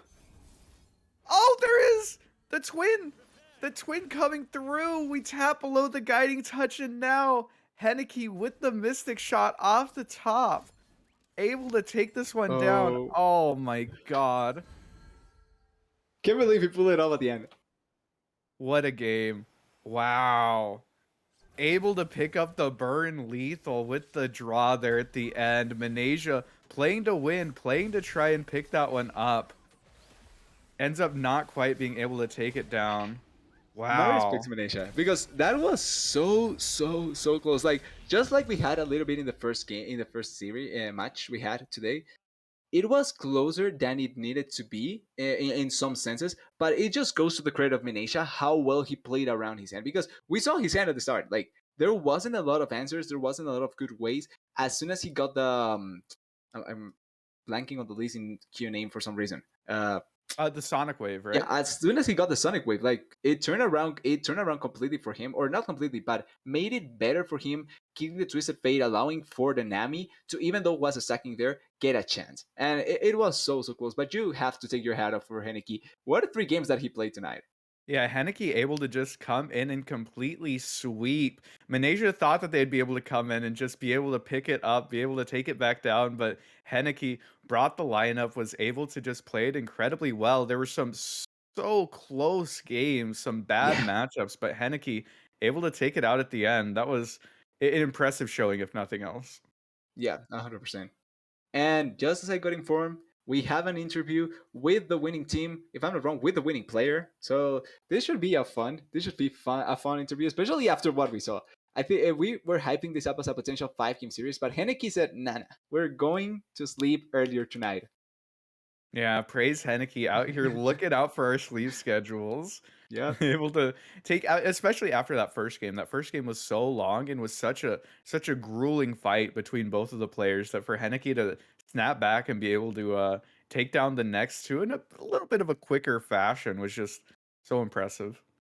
Yeah, and we were not arguing about talking about how maybe the mental from him may be a little bit tired, especially after the long first game. But his way of playing tonight really just overall showcasing greatness. Like he knew how to handle most of the situations. He played around some bad matchups really well. And when he had good matchups, he knew how to make the most out of those good matchups. So overall, fully deserved. Whoever has to face the beautiful gamers on the semifinals has to be careful, because like just if Wombat had passed, any of these 3 players can just sweep as they can. Last week is what it was. What am I, if I'm not wrong? So this week Henneke getting the deserved winning sweep to showcase that he is a player that you have to keep your eye on.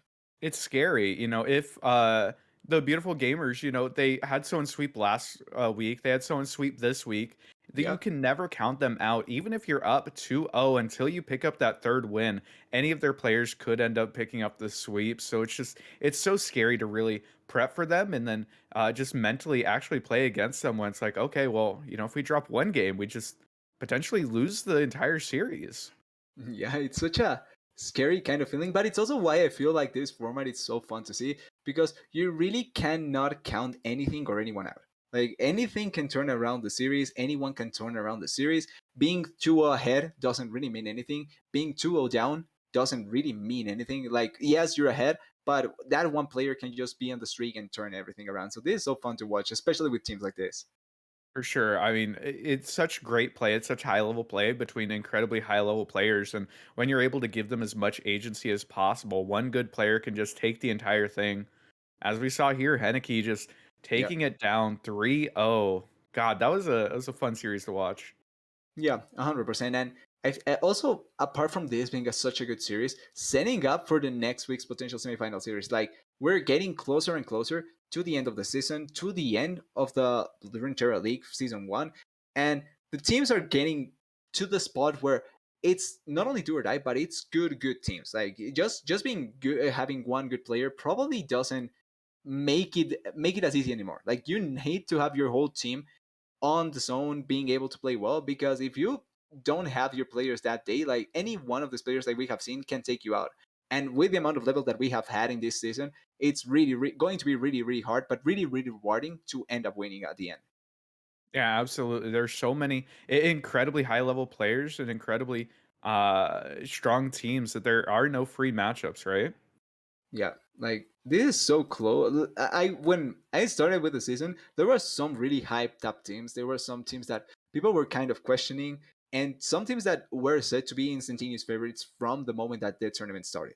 And the way that it has panned out is that you really cannot discount anyone, because I feel like to a certain degree everyone gets the same chances. Like you can be a really good player, but you really need to understand how to play around the things that you are given, even if you are a really good player.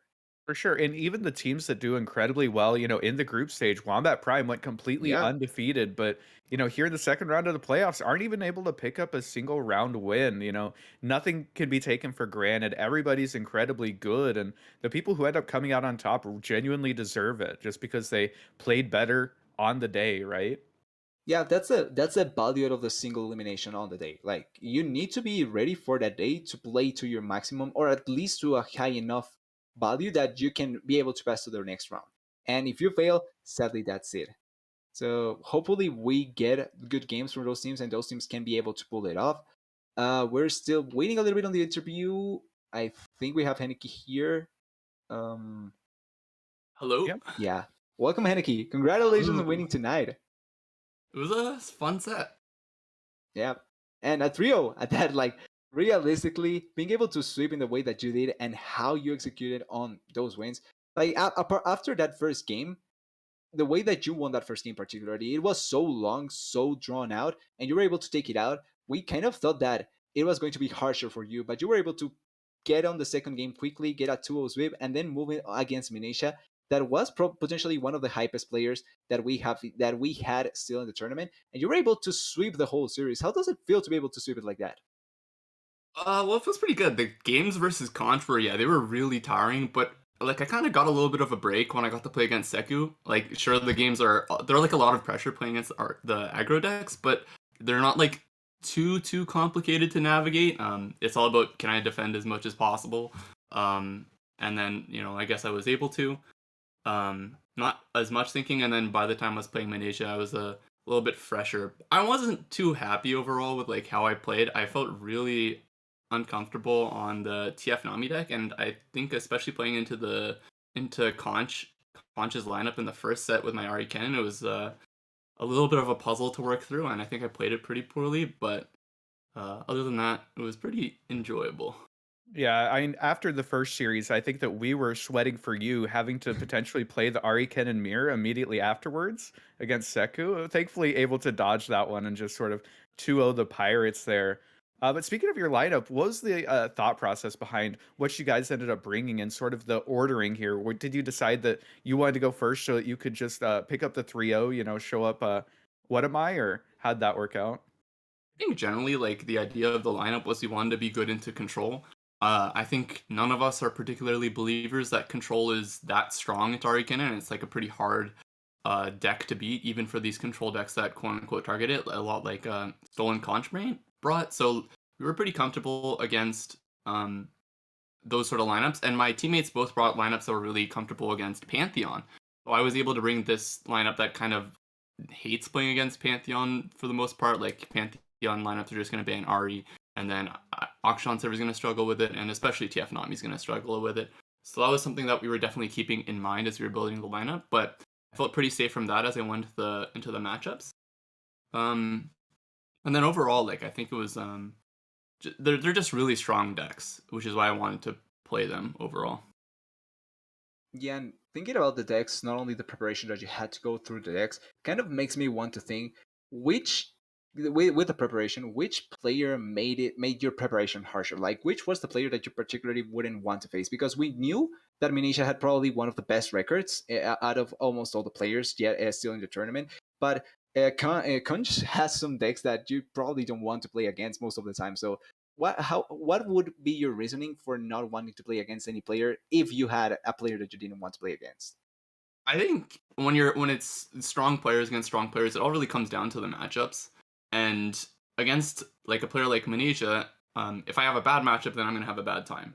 But one person that really throws you for a loop is Conch because he brings these off meta decks that are just completely unlike anything you've ever seen before. So it's not like deciding the matchup like style based on what you know. It's about looking at the cards in their deck, thinking about whether you are able to beat them and then just having faith that because it's not standard, it's going to be a little bit weaker and that you're going to be able to beat them. But it's always incredibly terrifying to have to make that sort of call because if it is a strong deck and it is a hard matchup, it can put you in a really bad spot. And I think Conch had like a lineup this week where he was very capable of 3-0ing if his lineup ended up functioning like it did. And I think he had a very good chance to beat me. And then I think he just kind of low rolled the Lissandra Trundle game, wasn't able to find that last 8 drop to lock out the game for me. But it was a very tiring set to play against Conch there. Yeah, and I think that you had described it as sort of being a puzzle trying to get through against these decks that you aren't incredibly familiar with, and assumedly Conch has played those matchups a lot more than you. So being able to just be on the back foot there, it definitely could be really difficult, and after that grueling game, it was a pretty fun one to watch. So next week, if we're worried about Conch this week, next week you're up against, I believe, Hydra, right? Is there anybody that you're particularly scared of there? Who's on Hydra? So that's easy to win. That's Ian Noguera, Black Boss. Sorry, no, They're I know, okay I know, I Brazilian know, players. I know who's on Hydra. I was just trying to say it as Yeah. BM. Oh, okay. I was thinking like that. That's kind of an interesting way of saying about your Megalol. next opponent. I don't think there's anyone in particular I'd be worried about. I think they're all really strong players, sure. But I think they're like pretty standard for the most part. You can kind of expect the meta deck, so it's more so what people end up bringing on the day of. And I guess we'll have to see what that is. And I'll have to Okay. get some vengeance for my masquerading Runeterra comrades. Yeah, and Okay. again, congrats on being able to take down the series 3-0. Is there anyone you want to give a shout out to? I'd like to give a special shout out to Shodox. He's just a good dude, Yeah. Okay. and no one else. That's about it. We can get behind that. Shodox hasn't had his moment to shine yet.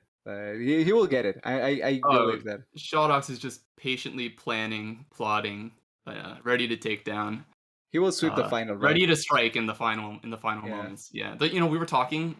The plan is that we're all going to sweep one set. I've got mine. Jordan's got his. Seth's gonna get one, and then Shodox, he's waiting. He's ready. Okay.